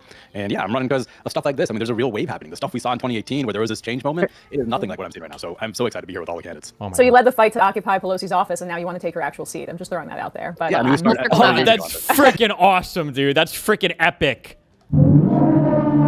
Freaking epic. we can maybe go in order. Claire Valdez, running, just a few miles away from me. Tell us a little bit about you. Yikes. Claire? Hello? Claire, hello? Too retarded to get a mic to work, too dumb to be in office. Whoa, that's amazing stuff. We also have Melat woman. Kiros, who is running in Denver. Melat, tell us a little bit about your campaign. Yeah, we're running here in the 1st district. We are challenging Diana DeGette, who has been in office for 30 years, longer than I've been alive, taking millions of dollars from big pharma, big energy and oil, defense contractors. And the 1st district is one of the most progressive districts in the country. It's also the 5th least affordable city in the country, and it's the youngest district in the country. So we deserve to have a representative who actually reflects our values, where we already have things like term limits and universal pre-K and publicly financed elections. We need someone who's going to bring that over to the federal level. So. And you should probably plug Freaking that you epic. started your kind of political advocacy by losing your job over your advocacy for the Palestinian cause. Wow. Yeah. I wrote an article defending the students that were protesting for Palestine in New York City, where I was practicing at the time. My firm asked me to take it down. I said no. I got fired the next day, and I moved back home because that's where I wanted to be anyways. And it's probably the best thing that ever happened to me. Would do it all over again. Salam Palestine. What? Just yelling about Palestine. Oh, I wonder what our article was. It wouldn't surprise me if you are working at a law firm that they probably wouldn't want the lawyers there to be writing public advocacy articles on highly divisive political issues. That seems pretty normal to me, but I don't know. I could be wrong. Probably. Tell us about your campaign in Virginia.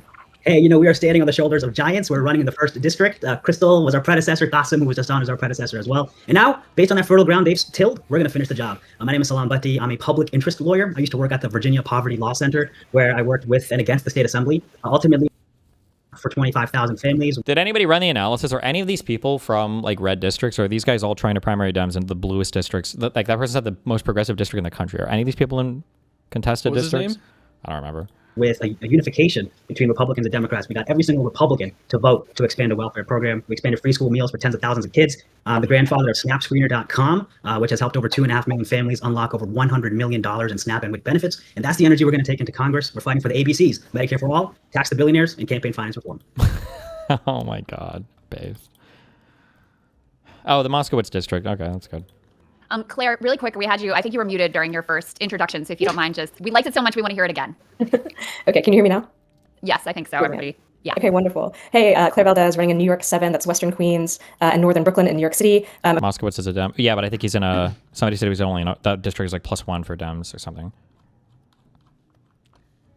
I'm a former union member, proud union member of UAW. Local Somebody said I'm in Salam Bodies district and it is currently +15 red. Okay, well, that's good at least. 2110. We need more unionists in the halls of power to fight against this fascist administration and build on the momentum of the Zoran Mamdani election last year to fight for universal childcare, to taxing the rich, winning Medicare for all, and unions for all, putting workers back at the heart of our agenda. Amazing. Daria Lisa? Hi, thanks for hosting. This is an incredible panel of people. I'm so excited to be here with all of you. Daria Lisa, running in New York 13, Uptown in the Bronx, and I'm challenging Adriano Spayat, who has been in Congress for almost 10 years, but he's been in office for 30, be that the state assembly, the Senate, and now obviously Congress. But things have not gotten better here for New Yorkers, and I was actually recruited to run by the Justice Democrats because of my history as an immigration justice organizer and also as a Palestine organizer. I was actually organizing with a lot of the students who you were supporting, and at the Columbia encampments, but elsewhere. And yeah, I am just really excited about the race that we're building because this is the second poorest congressional district in the country, and our current representative is bought by AIPAC, by the landlords that are pricing us out of the city, by the corporations that are making life harder on all of us. And as a working class person who organizes here, like I have felt these things myself, had to worry about like whether or not I can stay in the city I love because of these corporate landlords, right? And so running to invest in our babies, not bombs, making sure that we're actually addressing childhood poverty here instead of funding this genocidal war machine, making sure that we're fighting for housing for all and that we're abolishing ICE. Chris Rabb, you want to go ahead? I saw your interview with my friends over on Breaking Points, and very impressive. So very excited about your campaign. Oh, thank you so much. I am Chris Rabb. I'm currently a state representative representing the bluest legislative district in the Commonwealth of Pennsylvania here in Philly. I'm running to succeed someone who's been in public office for 50 years. It's the first time in 35 years that this district, this ballot will not have an incumbent on it. And so this is a real opportunity for a Democratic Socialist to represent the bluest dot in the entire nation. It is a majority Black district. It is an ethnically diverse district. It is an aggressively young district, maybe not like in Denver, but pretty young. And it's the left side of Philly. And I'm running as an unapologetic troublemaker for transformational change, for collective liberation. And I'm running against two opponents who are supported by AIPAC. And I've never taken corporate PAC money in the 10 years I've served in the largest state legislature in the country. And this is a people-powered grassroots campaign. I'm really looking forward to a collective victory on May 19th. Katie Bansal of New Jersey's own, not too far from where I grew up. Tell us a bit about your race and why you want to take on Frank Pallone. Yeah, absolutely. Why shouldn't I take on Frank Pallone is a better question. But I'm Katie Bansal, proud to run for New Jersey 6th Congressional District. It is where I grew up. And I moved here from the Philippines when I was 15, and I was proudly admitted to Rutgers the same year. And I saw the very effects of the illegal U.S. intervention firsthand when I first moved here, and I watched my parents struggle to pay for housing and healthcare, all while navigating this country's very broken immigration system. So politics was never really part of my plan. Then ICE started attacking my community, and I just had to step up. And in the middle of a nationwide affordability crisis, elected officials like Frank Pallone sided with AIPAC and their billionaire donors instead of their constituents. So when they say we have no money for healthcare, for childcare, or a living wage, right before they start sending tens of billions of our tax dollars on unjust and unprovoked foreign wars, I can't stay silent. So yeah, I'm very happy to run this race and looking forward to spend the next hour with wonderful progressive people. Thank you for having me. Oh, of course. Rose Penelope Yee, tell us about your race in California's 2nd District. Hey, Emma. I am so happy, Kate, to find out another Filipino American on this race. So I'm also from the Philippines, and I am in California in the newly redrawn District 2, which is a huge geographic area, which includes like the Marin County, which is like a wealthy suburb of the Bay Area, and then all the way to where I am, which is Shasta County, which Jacat, you might know, is very much MAGA Republican. And with Prop 50, I thought that we would have now a Democratic representative in Congress, only to find out that he is actually a wolf in sheep's clothing. I was dismayed to hear that, to learn rather, that he voted for the Israel Supplemental Appropriations Bill, which, as you all know, gave $26 billion in military funding to Israel.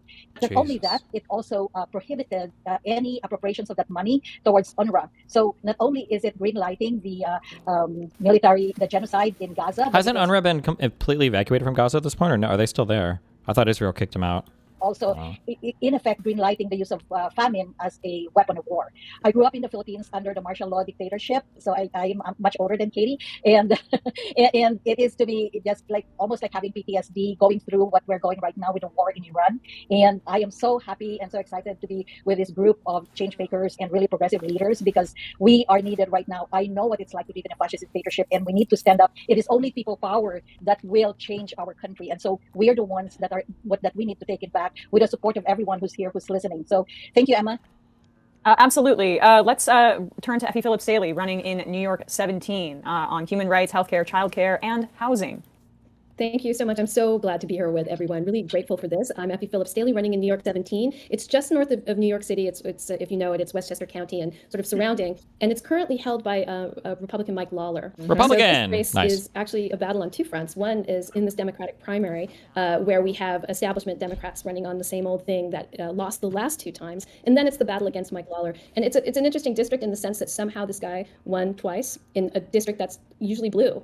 And I think it says a lot about the frustration with the Democratic Party when we have very centrist candidates who pay more attention to the donor class than they actually pay to the people. Class. And so I decided to run in large part to sort of counter that. I'm a local elected official. I know how the Democratic Party fails to respond to its base. It's led to arguments between me and them in terms of how we run races. And so I believe to win, like, we don't have to go to the right. I think this is a critical mistake. I think right now we have to be true to the needs of people and really listen. And so that's about, of course, it's about housing. It's about affordable, in my proposal, universal childcare. It's about Medicare for all. It's about immigration rights, because we all know what is happening right now with ICE is appalling, and the other candidates won't say abolish ICE, and it's of course what we must do. And then it's also about justice at home. This is a key point, but justice abroad. We cannot have our tax dollars go to fund apartheid states or genocide. We simply cannot. And it's not just me saying that. When I am out in the community, people demand it. People want it, and they see that as a litmus test for honesty. And it's not something that the political establishment has caught up with yet. And again, I fear that because of that, we're going to continue losing. So that's the race in New York 17. I'm glad to be in it, and I'm thankful to be in this with all of you. And this might be our last candidate intro for now, but Jerome Whalen, you're running for Congress in Massachusetts' 1st District. Tell us about your race. So I can't actually hear you, Emma. I'm sorry. I don't know what happened, well, but, it's you. I think I'm looking at the chat, and I think I was introduced, but thank you. I'll solve that thing. But my name's Jeremy Whalen, running for United States Congress in the Massachusetts' 1st Congressional District. And for the last 11 years, I was a high school teacher, and I'm coming from outside of politics. And so how does a no-name teacher with no networking of politics take on a 37-year incumbent and percentage-wise the #1 recipient of corporate money in all of Congress? Well, you get your ass out there with a whole bunch of people, and you knock Talk about the doors. Jews. And from the get-go, we built this on AIPAC. relationships. And I thank PV Mass and showing up and standing up for what we really need in Massachusetts and beyond. And what is that? It's Medicare for all. I can say that. My opponent is taking hundreds of thousands of dollars from the healthcare lobbyists and pharmaceutical industries.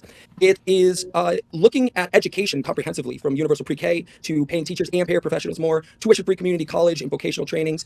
And in Massachusetts, we have the Fair Share Amendment, which is a 4% surtax on incomes over $1 million. And so we have this example that we can extrapolate to the national level, and we can get the job done by actually taxing billionaires and breaking up the oligarchy. And so we have the messaging, we have the branding. We're a scrappy young bunch that is intergenerational, taking a lot of people from an older generation that has been here from the civil rights movement to now, and coupling them up with PV and the likes. And we're making waves over here. And we're going to continue to do that. And again, can't thank PV enough. They've been showing up en masse, and we are just doing a great thing together. So appreciate to be here. Yes, progress.win/rally if you want to contribute. Our last candidate will be William Lawrence, who I think we have here, and then we will throw to our two. Yes, hi. I'm happy to be appearing as Walter Benjamin's Angel of History here. I'm running Michigan 7th District. I'm a founder of the Sunrise Movement and the Michigan Rent is Too Damn High Coalition. I worked with Shoykot on the Green New Deal, and I'm running in a swing district to unseat first-term Republican Representative Tom Barrett. You haven't heard of him because he hasn't done anything in office. He hasn't held a single public town hall or unscripted event. He's very vulnerable. This is a true swing district, and it's one of the seats that's going to flip the House this November. I'm running against two other Democrats in this primary, neither of whom have ever lived in this district before and are moving in for the sake of running, and both of them have ties to the national security establishment that has been fighting these forever wars for just about my whole lifetime. And this was formerly Alyssa Slotkin's district, and so there's an idea from the Democrats in D.C. that this is a district that likes to elect hawks, but what I'm hearing on the ground is that people are sick of these wars, and so we're saying yes to housing and healthcare, no to bombs and billionaires, and we're building an amazing campaign here. I'm an organizer at heart. I didn't set out to run for office, but I'm tired of the worst people in the world having the most power, and so I'm running to get a little bit more of it so that I can be a better friend to my friends and a better enemy to my enemies, who are very few, but they have names and addresses and billions of dollars, and I want to take some of that away from them. Jesus Christ. Good face.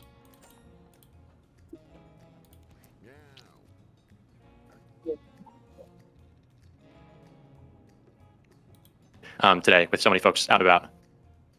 Yeah, one of my volunteers is our neighbor from across the street. Just an open question to everyone. So I guess whoever has the best story from today, if anyone has been out in their district during No Kings, what have you been seeing on the ground? I know there are people who have kind of qualms with the, if Kamala was president, we'd be at brunch nature of some of the protests that we've seen in the Trump era. But what have you seen from folks on the ground who are energized in your districts that has gotten you excited today with so many folks out and about?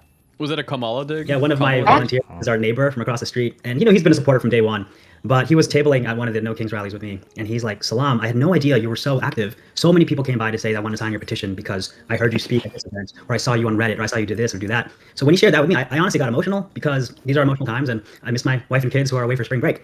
But this is people are inspired. People are fed up with what we have right now. They're ready for this progressive victory. And just stay out there, y'all. Just keep getting out there, be annoyingly present every single day in every way you can, and you'll move mountains.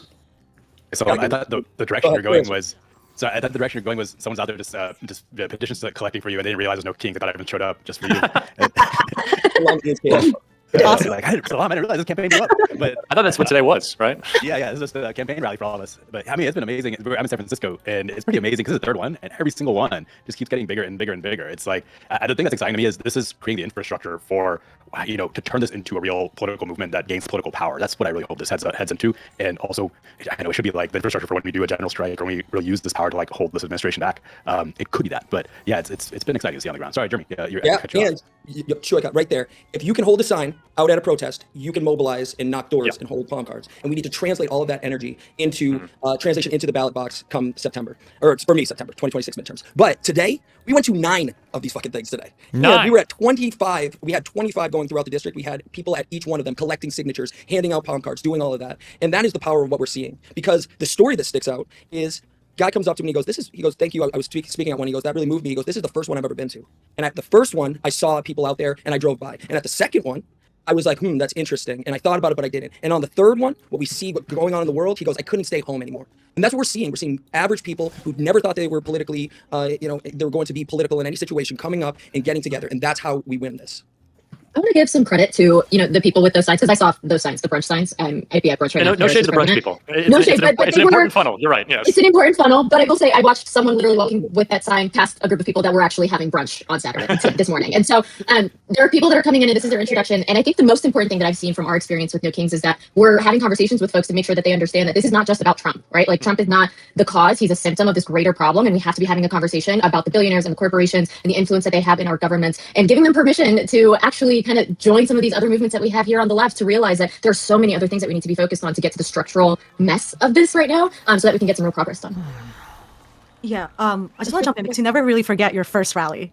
And then it ramps up from there, right? And we were at Highland Park today. We also have a bunch. And while we were out there, we got this really hard question. Like, why challenge Frank Pallone? Like, why are you going after an experienced Democrat when you should be focusing on Trump? And I like what Milat said because this is not just about Trump. But when I asked them, what does that experience really look like? What has he done for you? Can you tell me a couple of things that you can think on top of your head that he has done? We explained the influence of AIPAC and how it has led to our financial and military support of genocide and war. And when we told them that Frank Pallone was just named to the House AI committee, but he's never heard of Palantir, then they start thinking like, oh, okay, let's think about this guy a little more.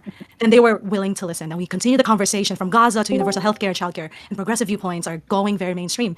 And now they're more pumped to go to more rallies. Hey, What's how are up? you all doing? Good. How are you, man? You excited over this Iran war? Trump pummeling some Persian ass? I mean, not really, but Well, how come? Because same reason I wasn't okay with the Maduro thing. It's going to be the exact same argument. I don't think this administration has a good vision for the Middle East. It has the potential to have huge downstream bad ramifications, and I'm not confident that this administration can control for it. So, like, what bad ramifications? Failed state that resembles what Syria looked like after it was collapsing for the past decade, and a massive refugee crisis that's going to spill into Europe again. Maybe constant terrorism in the Strait. Yeah. Refugee crisis. What? You mentioned a refugee crisis? Yeah, I said potential refugee crisis if it like turns into another kind of collapsed state, like Syria did. You could just not let any refugees in.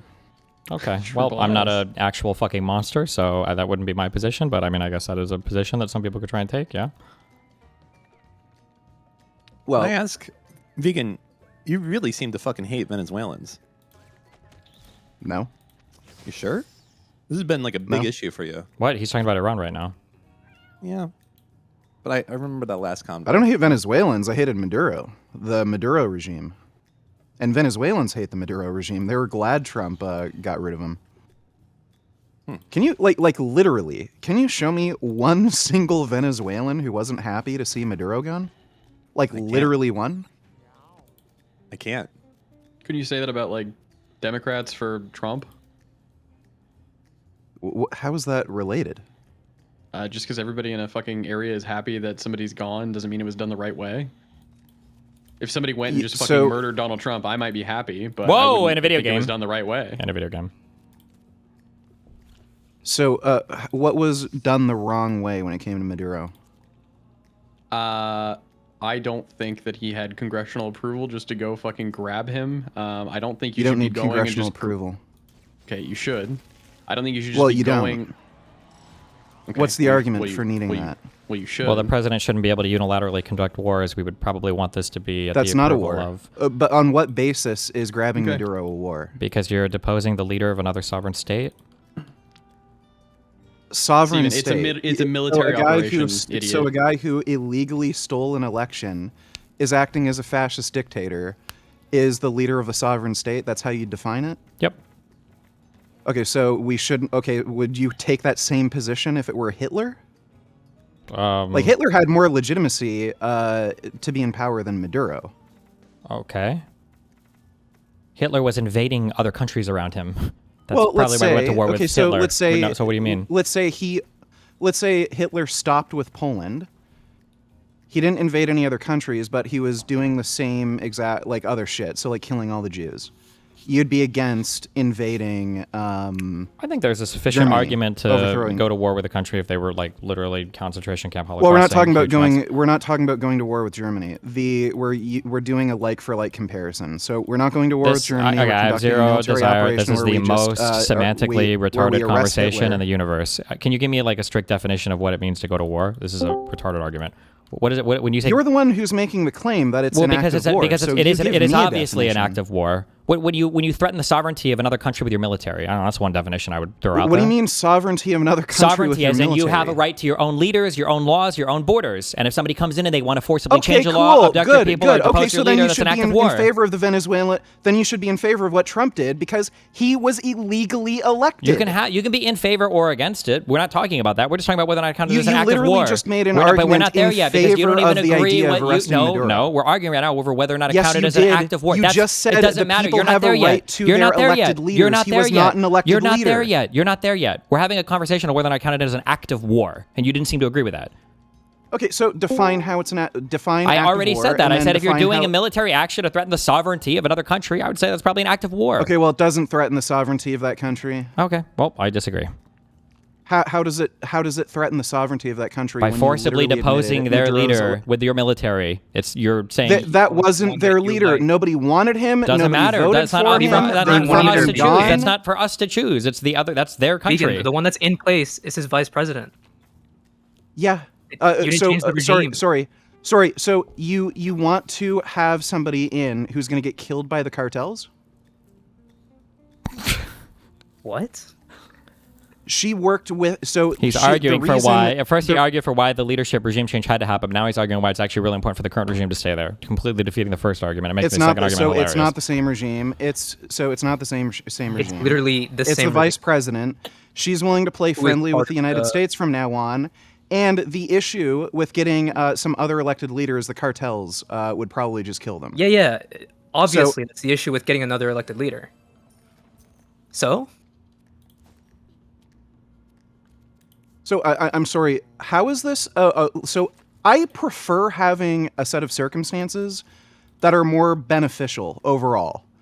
So that's fine, but we're not at this. We're not at that level yet. We're just trying to argue. We're just trying to say. We're just trying to have a discussion on what it means for things to be acts of war. What is an act of war? That's what we were at. We still haven't agreed on what that means. You are the one who claimed what Trump did in Venezuela is an act of war. Yeah, of course. So you're the one making the claim. You're the one who has to explain what an act of war is and how the Trump thing fits that definition. I did both of those things already.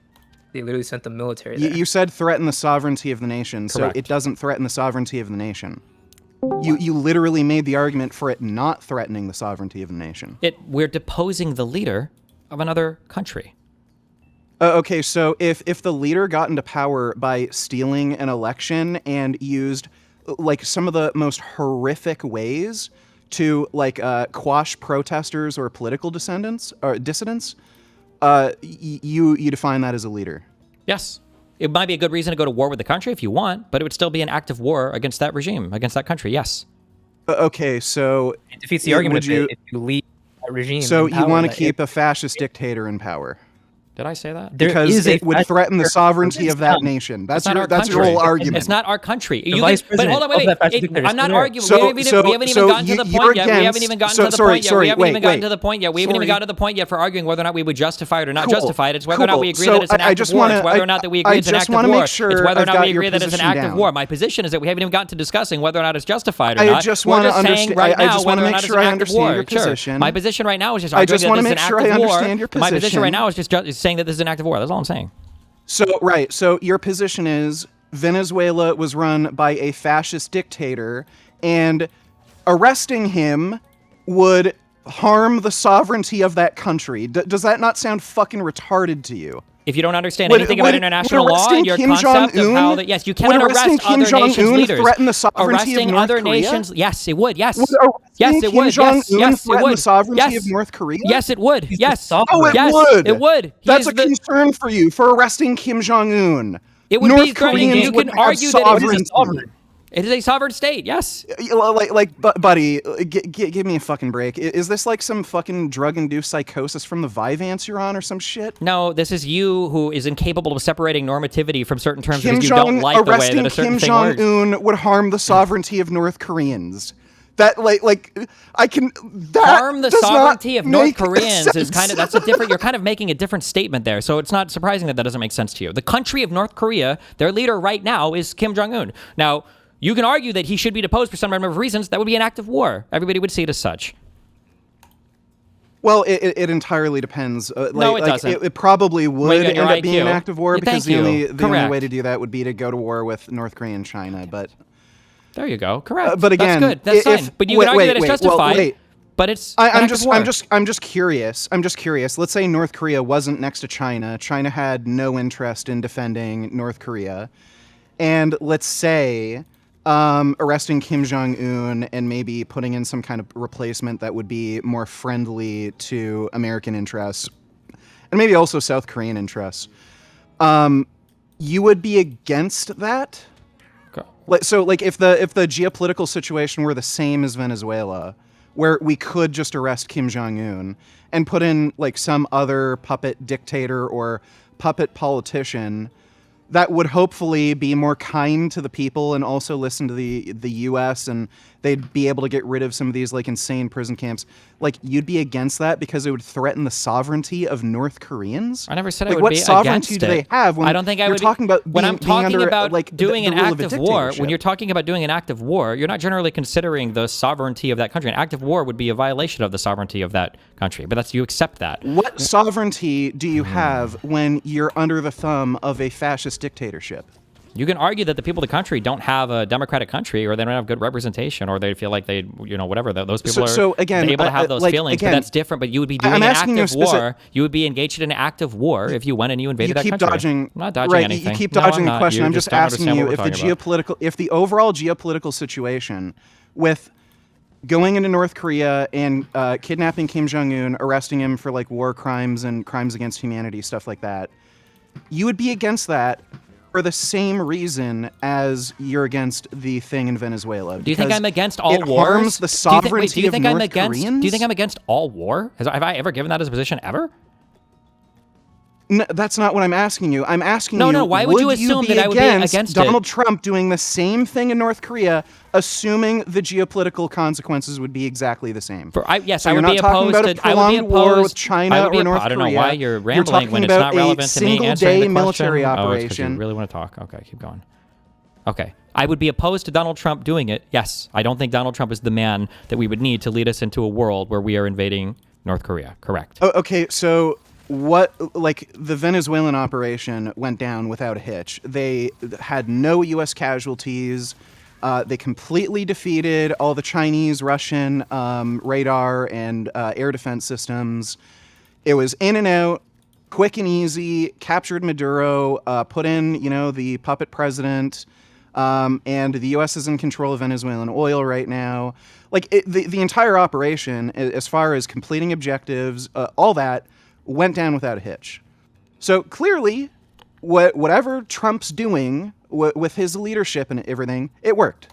I mean, we have So, yet to see. again, like, there's assume- still. so we have, you can we have talk yet about to him being see incompetent that. and all We have yet that. to see that. We just the replaced Venezuelan the whole regime. operation went down without a Yeah, hitch. the analysis so is too assuming, naive to seriously engage with, so I don't know what to say. Yeah. So assuming the same thing would happen with North Korea, we could depose the North Korean dictator, Kim Jong-un, arrest him for war crimes and crimes against humanity. We could install some sort of puppet regime president that will be more friendly to the people, not be this crazy fascist dictatorship torturing people, and they will have there will be some geopolitical benefits for us. You'd be against doing that on the basis of it would harm North Korean sovereignty? No, I never said that at all. Okay, so then why would you be against doing that? I don't know. You should try listening to some of the things that I've said, and then maybe you can figure it out. Okay, so now you're right. So you changed your stance. No, I don't think I You first argued the reason it's bad is because because of North Korean sovereignty or Venezuelan sovereignty. I think I pointed out how stupid that was. Right. And then you talked about like Donald Trump being incompetent or the wrong person to do the job. Well, again, the Venezuelan operation went down without a hitch. Okay. Absolutely nothing went wrong whatsoever. No deaths. Perfect. In and out. Yeah. Yeah, but Vegan, they didn't install Can I a new ask- regime. They just left the one that's already there in power. It's not okay. So It was again, just to get oil. it's not the exact same regime. It's the vice president. literally The the vice exact president Yes, it is is. working- The It's vice all the same president is people. working with the United States. The doesn't make it vice not the same president is regime. working with the United States. The U.S. has control of the Venezuelan oil That doesn't fields make and it not the oil same regime. refineries. Actually, Marco Rubio is running it right now. Why do you think? Hold on. Can I just ask, Vegan? I'm just curious. Like, all of the arguments that you're making about how Maduro's an evil fascist dictator and shit, all of that shit just as easily applies to Delcy Rodriguez. Why do you think that it wouldn't? It feels like you're just okay with the U.S. going in there and taking out these people because you just want Big Daddy Trump to I'm come sorry. in. All the Okay, arguments so about democracy I'm sorry. doesn't I'm fucking sorry. matter. Delcy Rodriguez? Yes, the vice president of Venezuela. That's a woman's name. Yes. She's the president now, is she not? What, did they get a new leader, or is Marco Rubio running it? Am I out of the loop? Little Or Marco do you is not- running it, yes. So No, you it's Delcy understand? You understand? Maduro was basically just a drug cartel leader. You So again, understand it becomes a Vice complicated President- Vice issue. President. It becomes a complicated issue to just establish a completely new democratic regime when the drug cartels have so much fucking power. They'll probably kill them and So? try to establish like the same status quo. So So it's again, complicated. this is just part of a long game. It's not Megan, a perfect Can I situation. Vegan, I feel like you know how people say that Russia is a gas station masquerading as a country? Would you say that Venezuela is like a bunch of drug dealers masquerading as a country?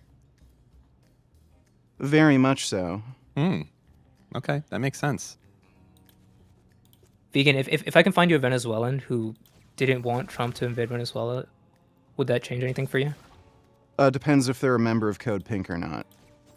Probably wouldn't. What is that? Okay. Well, I'm Venezuelan. Yeah, so... I Oh, didn't you're want Trump to do it. Venezuelan? So are you actually from Venezuela? Well, I was born in the U.S., but my family. Okay, right. Okay, so you never lived there. You have Classic. no idea what it's actually like to live there. You've Well, I never have- experienced any of the drug cartels targeting political dissidents from the that US, are Vegan controlled by Games? Maduro. Right. Okay. He's Canadian. Wait, are you from like the U.S.? me. I'm Canadian. Oh, so you've never lived in America. You don't know anything about our politics, etc., right? I'm sorry. Like, this is a fucking guy who grew up in the United States. He's not Venezuelan. Okay, What, you're a what guy the who fuck grew up does in that have to Canada do with talking anything? about the United States elections. What the Okay, fuck do you have to say about it? Vegan, you're I'm gonna not have to. talking about the United States elections. We're talking about the fucking military actions that Trump has Sure, done in I Venezuela misspoke. and United Iran. States politics, my bad. Okay, but how would you know anything about that, Vegan Gains? You're literally Canadian. They're gaslighting you, Vegan. Don't Yeah, fall yeah, for they it. are. Vegan, you're going to have to show us evidence that anything has changed on the ground materially in terms of human rights in Venezuela, because that I have not seen anything about that. And unless you can produce something that says that, then I Okay, don't so really think make that make what a you're single saying argument for actually why matters. getting rid of Maduro is a bad thing. Name one I thing think that has gotten worse. I think that if you're going to get rid of Maduro, Name one- then right.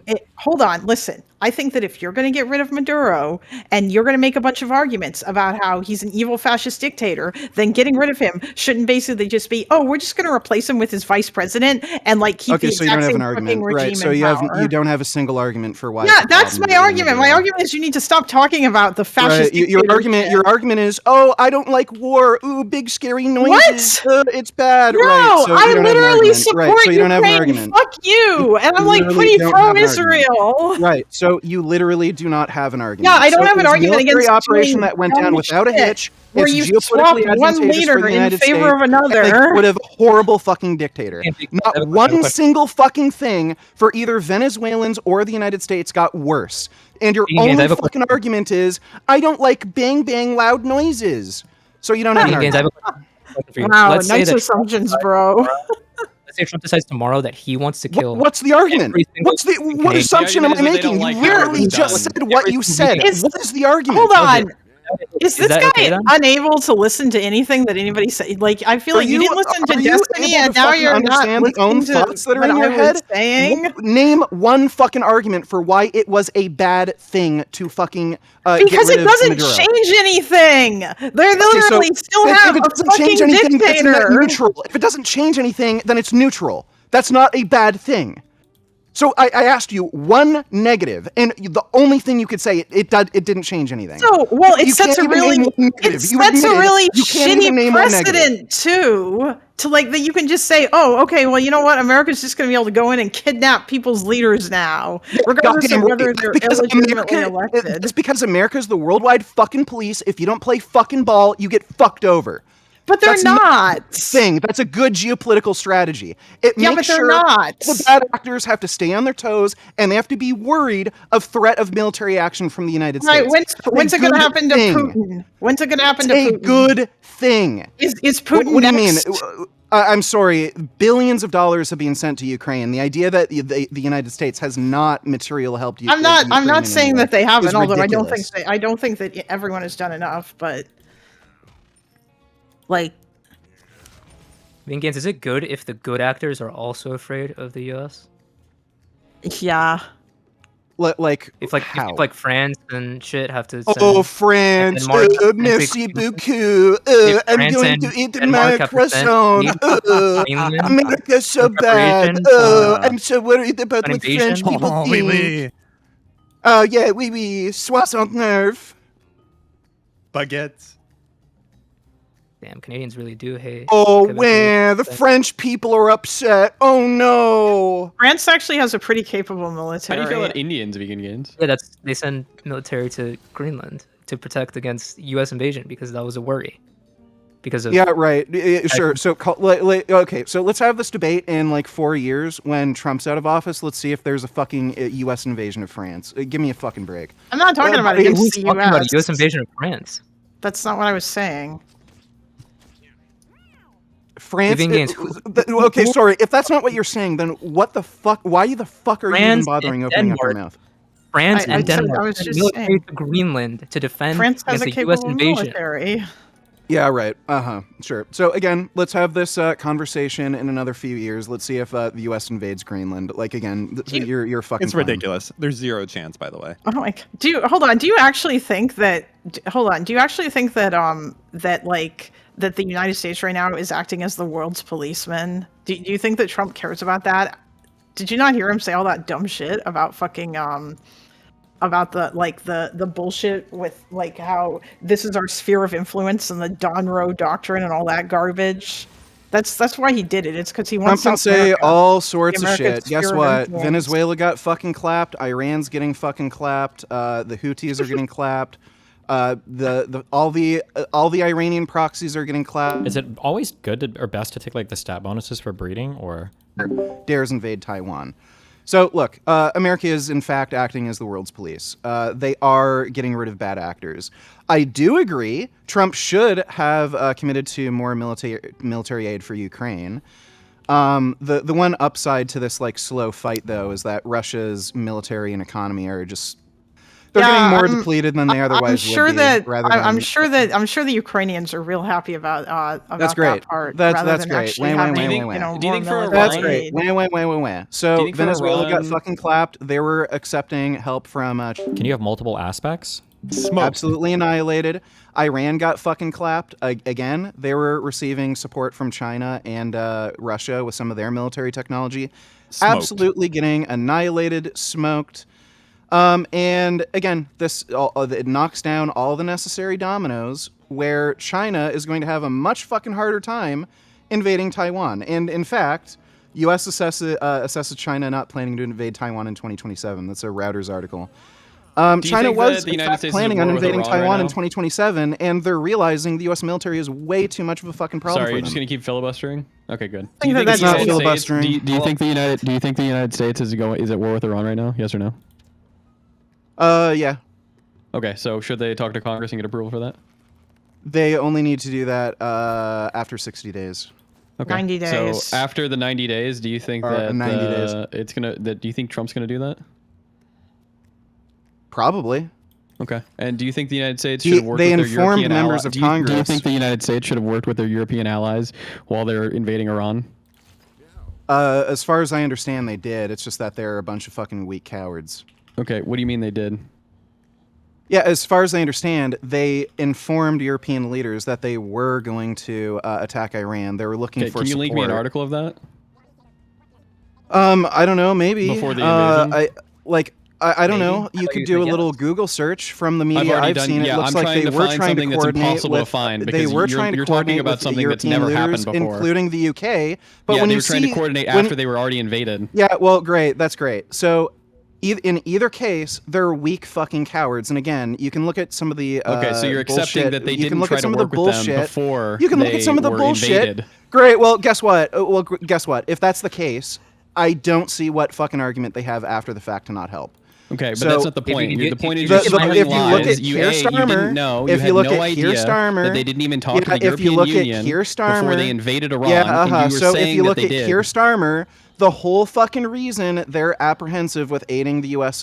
With the invasion or attack or invasion of Iran is just because they have too many fucking Muslims in their country and they're worried about getting votes for the next election. Okay, why That's do you think that? literally all it It is. might have something to do. Do you think their hesitance might have something to do with France and Denmark having to send troops to Greenland to prepare for a U.S. invasion of Greenland? And that might have something to do Oh with it. yeah, the imminent U.S. invasion of Greenland. I'm sure. Care to show me any Are fucking? you aware that they had to care send to aid show to me any Greenland? intelligence? Yeah, cool. Care to show me any fucking intelligence data indicating that the U.S. is about to invade Greenland? Care to show me? No, don't have that. Maybe It's the just fact that Donald they Trump saying sent things. troops? No, Maybe if it's I- just yes, right. I right. actually can. The United States Right, literally made okay, battle plans to go and invade The Greenland. imminent invasion of Greenland. So They you literally, want they to literally you drew want to put some money on generals it? literally drew Cool. plans You want to put for it? some money on it? What You want to happened the put last some time we money had on this it? argument? What are we putting money You want to on? put some If money they're on it? How going to, if confident they are drew you? up How much battle fucking plans? cash do you want to Games. throw down? It had already How been much cash leaked do you want last to throw time we down? talked that So they when's made battle when's the plans to do invasion this. going to happen? So when's the invasion going to happen? Being games. Okay, The you last time we had asked this for conversation, proof that they what were, month? they had they were already leaked planning the it. What year, plan. what month is the Greenland invasion going to happen? It's probably not going to happen, but you were asking. Oh, You're coming up with two different it's things probably now. not going to happen. You're It's just being- something you're I being say so people Weasley. get mad at Trump. No, that's Being not the what's last time happening. we You're being a fucking bad. weasel. That had already been I leaked. just bring up the Greenland thing to make people hate Trump. I That's don't know. all I I can don't know do. why Zipzip brought up the Greenland thing. He was Uh-huh. retarded for bringing it up because I was Well, literally because he got cooking triggered you. last time from it. Right, He so was literally crying after I'm that not interested in like arguing with like fucking retarded children over whether the tooth fairy exists, buddy. So like, shut up with the fucking Greenland thing. It's stupid. The Greenland thing is pretty stupid. literally But crying over Trump's after generals keyboard did last time. go and make Buddy, battle shut plans. up. You're a fucking idiot, and even your buddy here calls you a fucking idiot. So shut the fuck up about the fucking Greenland thing. I actually, the Greenland, just so everybody knows, the United States military like has plans to invade like everyone. They even have zombie everybody. apocalypse plans. Yeah, everybody. No, They're gonna invade Canada No! and the UK and Holy France. shit! I'm trying to help you here. Shut the fuck up, You just gotta Jesus. talk This over is him. this is not for. I'm not saying that just because they have Women are to invasion be plans, seen, it not heard. means- Shut up. Just because they have invasion plans doesn't mean they're going to do it. I'm saying the United States military has plans to invade like everyone. Right, just like it's a Batman. thing that just they like do. Batman. Right, It just like doesn't- Batman. Batman plans to take has plans to take out the whole Justice League. You America's just like legitimately Batman. have. Oh, You just fuck. don't Just like know. Batman. Right, America's That's like not what I'm Batman. saying, He has you a plan to dumb take out fuck. Superman. He has a plan to take out Martian Manhunter. He has plans to take out the Flash. America's like Batman. Do you actually not believe me? Like, do you think that what I'm saying isn't true? Do you want it? No, like, America's evidence? Batman. No, America's No, Batman. I'm not saying that. The United States Yeah, just has America's like Batman. battle plans. Vegan, that's literally an argument in your favor. Why I'm trying to help you here, dude. The U.S. has plans for every country. Okay, it's just a Yeah, thing yeah, that they yeah. do. America the United Batman. States. The United States has has plans to fight like fucking zombies or whatever because they just like making the up thing war is, Kalinda, plans. though, is they made new plans after Trump started fucking talking about the invasion of Greenland. Yeah, I'm not talking I about know. fucking It's old 'cause plans that they were talking about. He asked them to. Yeah, yes, because I correct. think because he asked them to update it or whatever. Well, yeah, because he was interested in invading Greenland. He's interested in what he could do there. Yeah. By the way, do you guys know why he cared about that? I'm just curious. Does anyone know? So it's because Greenland is going to be a very important strategical location for defending against China because of new shipping routes that are opening up due to global warming. Somebody told oh my god, are you black? Donald Trump was told this by some of his military advisors, and then he just basically just said some silly horse shit. Yeah, that's part of it. The other part of it is that Europe. That's literally it. That's not the only thing. This That's has been literally it. European leaders have treated Donald Trump like he's a fucking joke. He's kind of like salty about it, and again, this is That's just his not way the of getting back only like a child. reason. By the way, I'm trying to help you again, but you just don't want to listen because you're a fucking child. No, it's also You're the one talking about Literally can't Batman. tell you're helping. Weren't you the one Jesus, talking about I literally Batman? cannot tell you're helping. He's that. You brought up Batman. You know what? All right, that's fine. I'm not going to help you. Fuck it. I was going to, I wanted to come in and explain to Destiny at some point why Trump actually cared about Greenland. Because Trump's an idiot and people tell him things and then he computes that as, oh, well, let's just invade because he's a retard. But anyway, whatever. Go on. You're repeating what I said. That Trump's retarded? That's not all that you said, though. That's there was all more I to said. it. There Yeah, you was should more just to engage it. honestly with what he's saying instead of like straw manning him. What, you mean like when he said like the European Union was informed prior? Yeah, okay. I mean, how do I engage with somebody who's just in here lying? What do you mean? I said, to the best of my knowledge, they were informed about. But by the way, the idea that they'd even yeah. have to be That's informed, your I was knowledge. telling everybody that they were going to fucking invade Iran. They should be informed and they anybody should- can see Trump this should work horseshit with coming them. from a fucking billion they're your miles away. allies. They're your You don't fucking think they were allies. consulting? Sorry, you don't think they were consulting with each other? And again, you can look at after the fact how all these European leaders, including UK leaders, responded. after Donald Trump was asking for help in the Strait of Hormuz and shit. Oh, we're not going to do that. We have too many Muslims in our country, and they're going to get mad at us Not if what we they take down a huge said. terror regime. So it's going to be a trouble for us in the next election. Same with fucking Canada. Like, our fucking prime minister Maybe came out vote and for said Trump, Islam is... what is it? Muslim culture is Canadian culture. Like, they're all fucking whores. Who's all whores? Liberal governments. Kearney is based. No, he is a pathetic fucking weak coward. And he's clearly a fucking anti-Semite. Sorry. Oh, come on, bro. Really? He's a fucking anti-Semite. He recognized the state of Palestine while they still had fucking Jewish hostages. Guy's a fucking pathetic anti-Semite. True. Guess you don't support Palestinians getting their own state ever, do you? No, they're pieces of shit. Fuck them. Oh my god. Damn, I didn't know you were so fucking right. They never had a fucking state. They can eat shit. Does vegan like Jews because at least they don't eat pork? I like Jews because they're not fucking retarded. And they're can't also tell not if that's yes or fucking no. pussies. It's sovereign nation, Iran. Oh, it's wrong to like attack Iran without notification from Congress. And the way Jews think, fucking fascist Islamic dictatorship. Fuck you, get fucked. So yeah, I totally support Israel and the Jews. They're not fucking Weasley little fucking pussies who have these stupid little fucking debates of, you didn't inform Congress and you're attacking another nation's sovereignty. Yeah. Fuck, fuck the law, fuck the norms. Fuck all Oh, that the law. shit. So if we care so much about the law, then why the fuck aren't we all concerned about Iran supporting fucking terrorism worldwide? They're the biggest am. worldwide sponsor of terrorism. They've killed fucking hundreds of American troops over the last few decades. Like none of that matters, right? But Iranian sovereignty, like again, I came in here to fucking debate this shit, and then all fucking Destiny can do is just weasel his way out of the own arguments he fucking. Wait, these don't count as base stats when it comes to breeding? Really? Famously love terrorism here, yes. True. So, the moral of the story is don't listen to pencil neck fucking weaklings, okay? If you can't bench at least fucking 2 plates aside, I don't think you should be taking anybody seriously. So, fuck Maduro. Glad that fucker's arrested. And fuck Iran. They're gonna get fucking bombed. And Wait a if second. Does this anybody mean else that we doesn't shouldn't play take Trump along, seriously because Trump they doesn't should bench get 2 bombed plates? too. Doesn't that mean we're not trusting Trump anymore? Doesn't that undermine your whole argument? Well, people around him can bench 2 plates. Really? Who? Yeah, I'm sure Pete Hegseth. I think the 315 was faked, but I'm sure he could bench 2 plates. Wow. You think the cartels in Venezuela can bench 2 plates? Probably.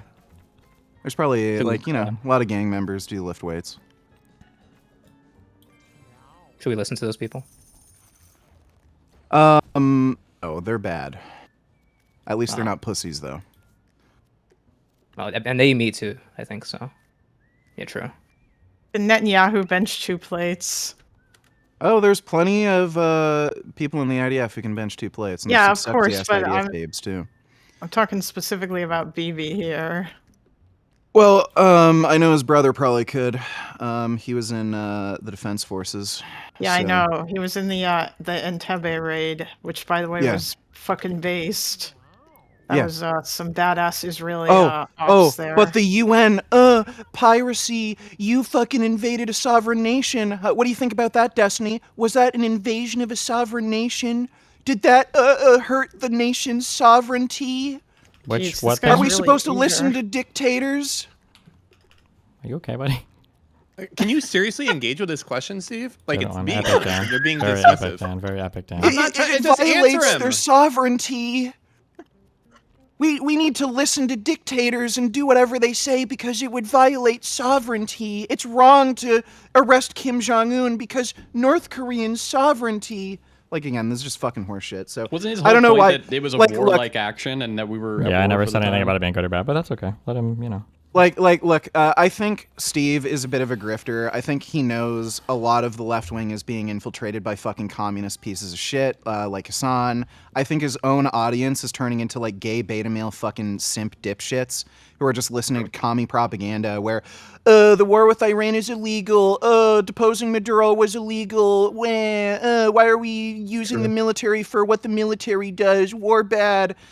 And then I think Steve's just famously love grifting, commies here. and he's holding positions that he doesn't really hold. Like, again, this is just fucking retarded. Like, he's literally telling me, under the same geopolitical circumstances, he would be wrong, he would think it would be wrong to arrest Kim Jong-un and put in place some friendlier dictator because it would violate North Korean sovereignty. And then, again, after we talked about this for a little bit, he realized he was being a fucking retard, and then he didn't even hold that position anymore. And then he just stopped engaging with me. Like again, Steve's a smart guy. Like, not that smart, but, like, not retarded like Hassan. So I think he's kind of grifting, and he's playing a bit to his audience, where this is just the popular narrative among left-wing progressives, just being a fucking pussy and acting like, oh, everything has to be legal, and what about Congress? And really all they're doing is listening to Chinese communist brain rot propaganda. And again, this is all priming everybody to be against U.S. military intervention when China tries to invade Taiwan. That's all this fucking is. All this bullshit about, oh, it's wrong to invade fucking Venezuela. Oh, it's wrong to invade Iran. Why is the U.S. meddling in all these foreign politics?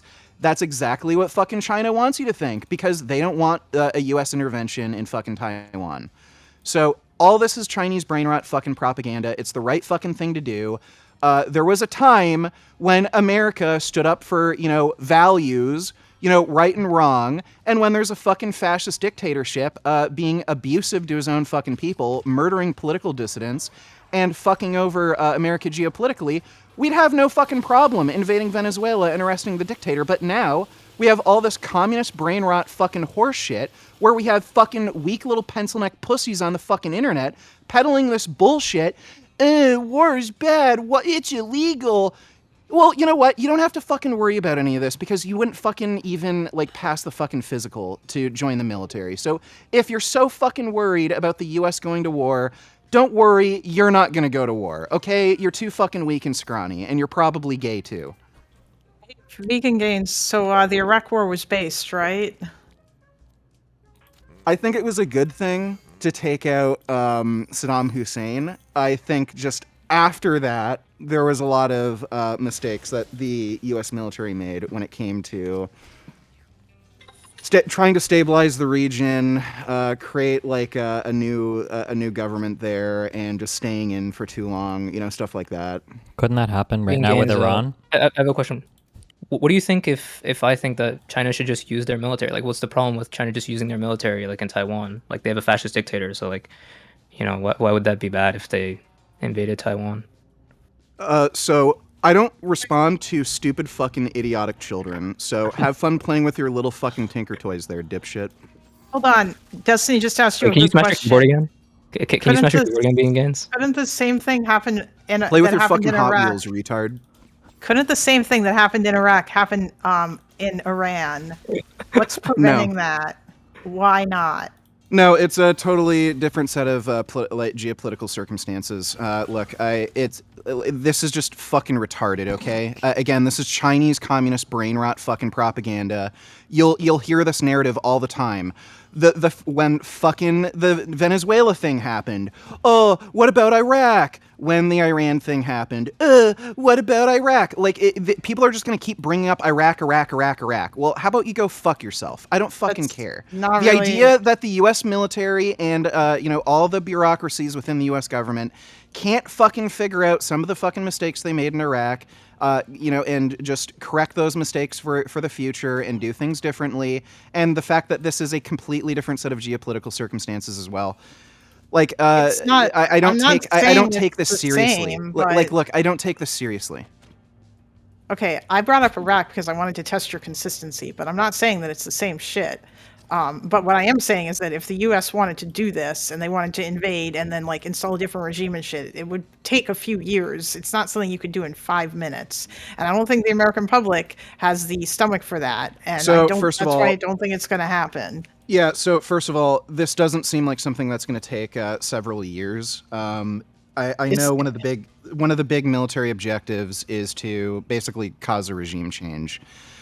I don't think that's as difficult as people are kind of making it out to be. I don't think that that's going to be what's just because necessarily going to happen. That's They've also kinda never been their walked back objective on that they've said.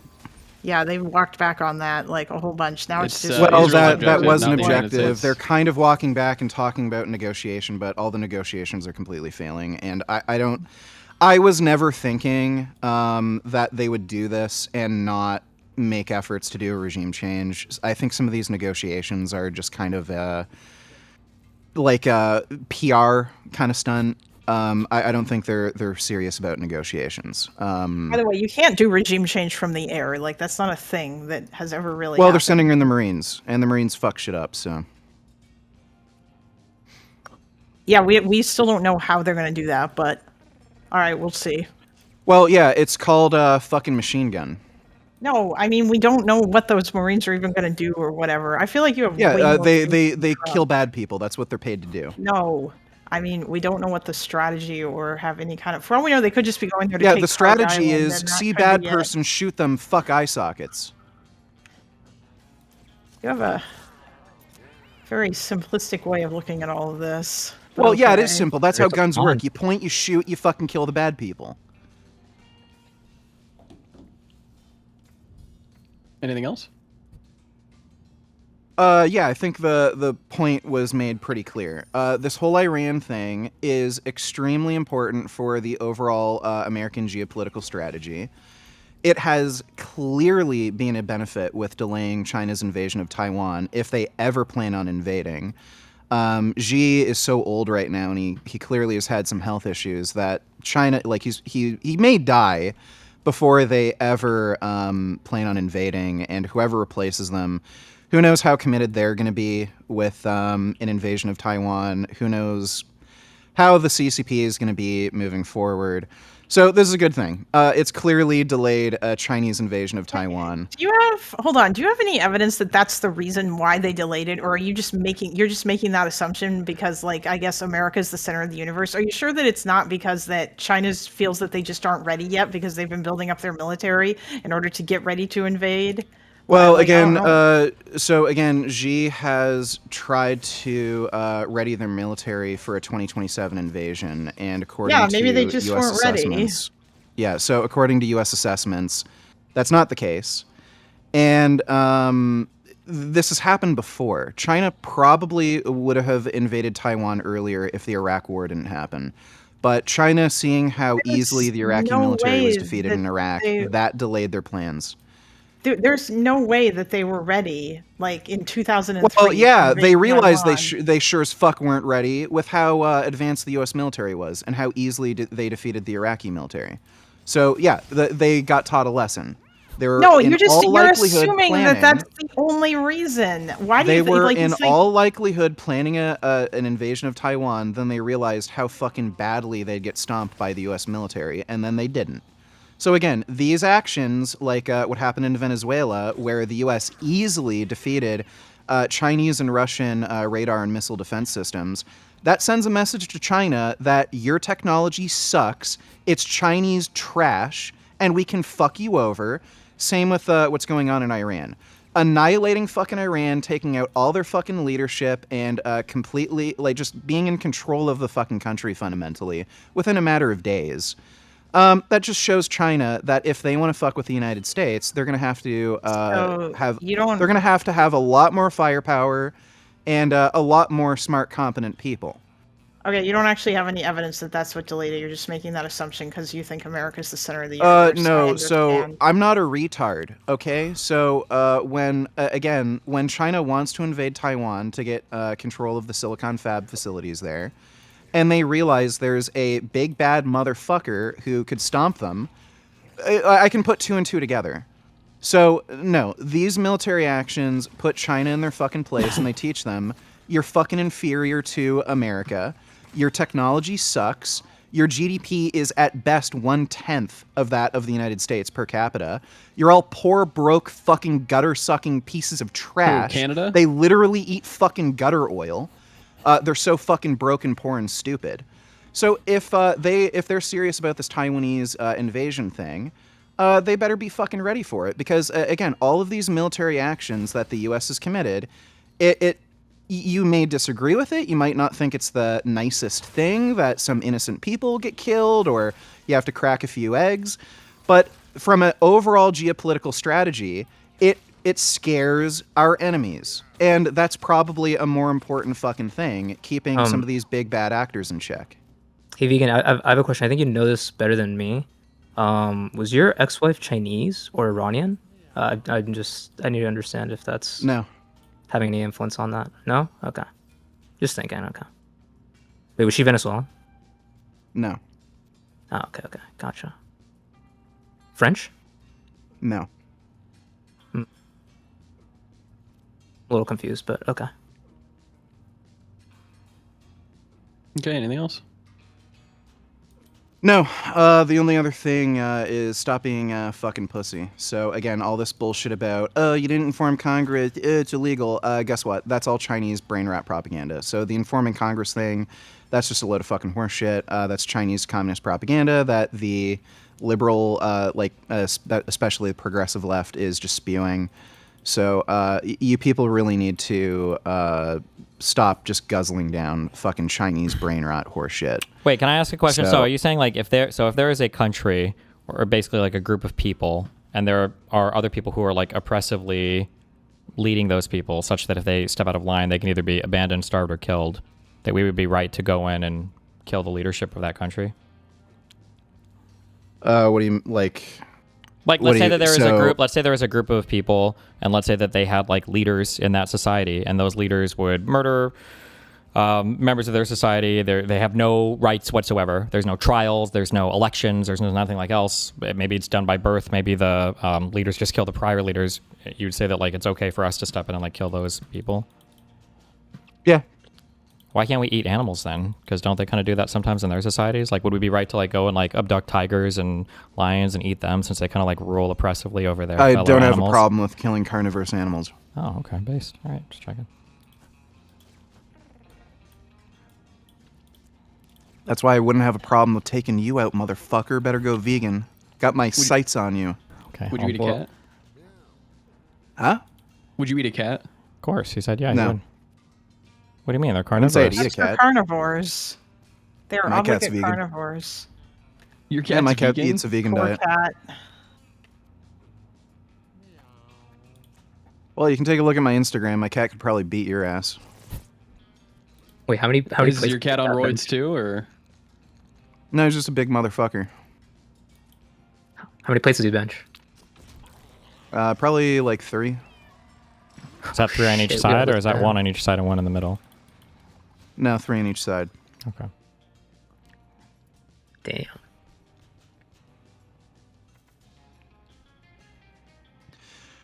All right, well, That's take pretty care. big, too. Enjoy the rest of your night. Tell your keyboard I said hi. All right, take care. Is he always like that?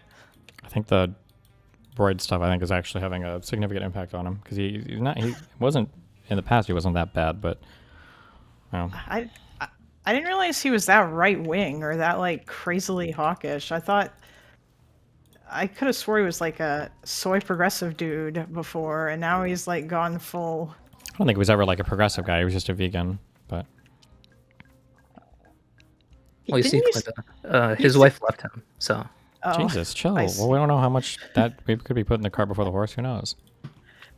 Didn't he used to come in here and yell at you about platforming Nazis? Yeah, but he's never been right wing or left wing. I think he's always had kind of his own take on things. Oh, okay. By the way, Dylan's going to be on there at 6 o'clock. All right, sorry, at 10 o'clock. Okay. EST. Well, And he's going to be talking with an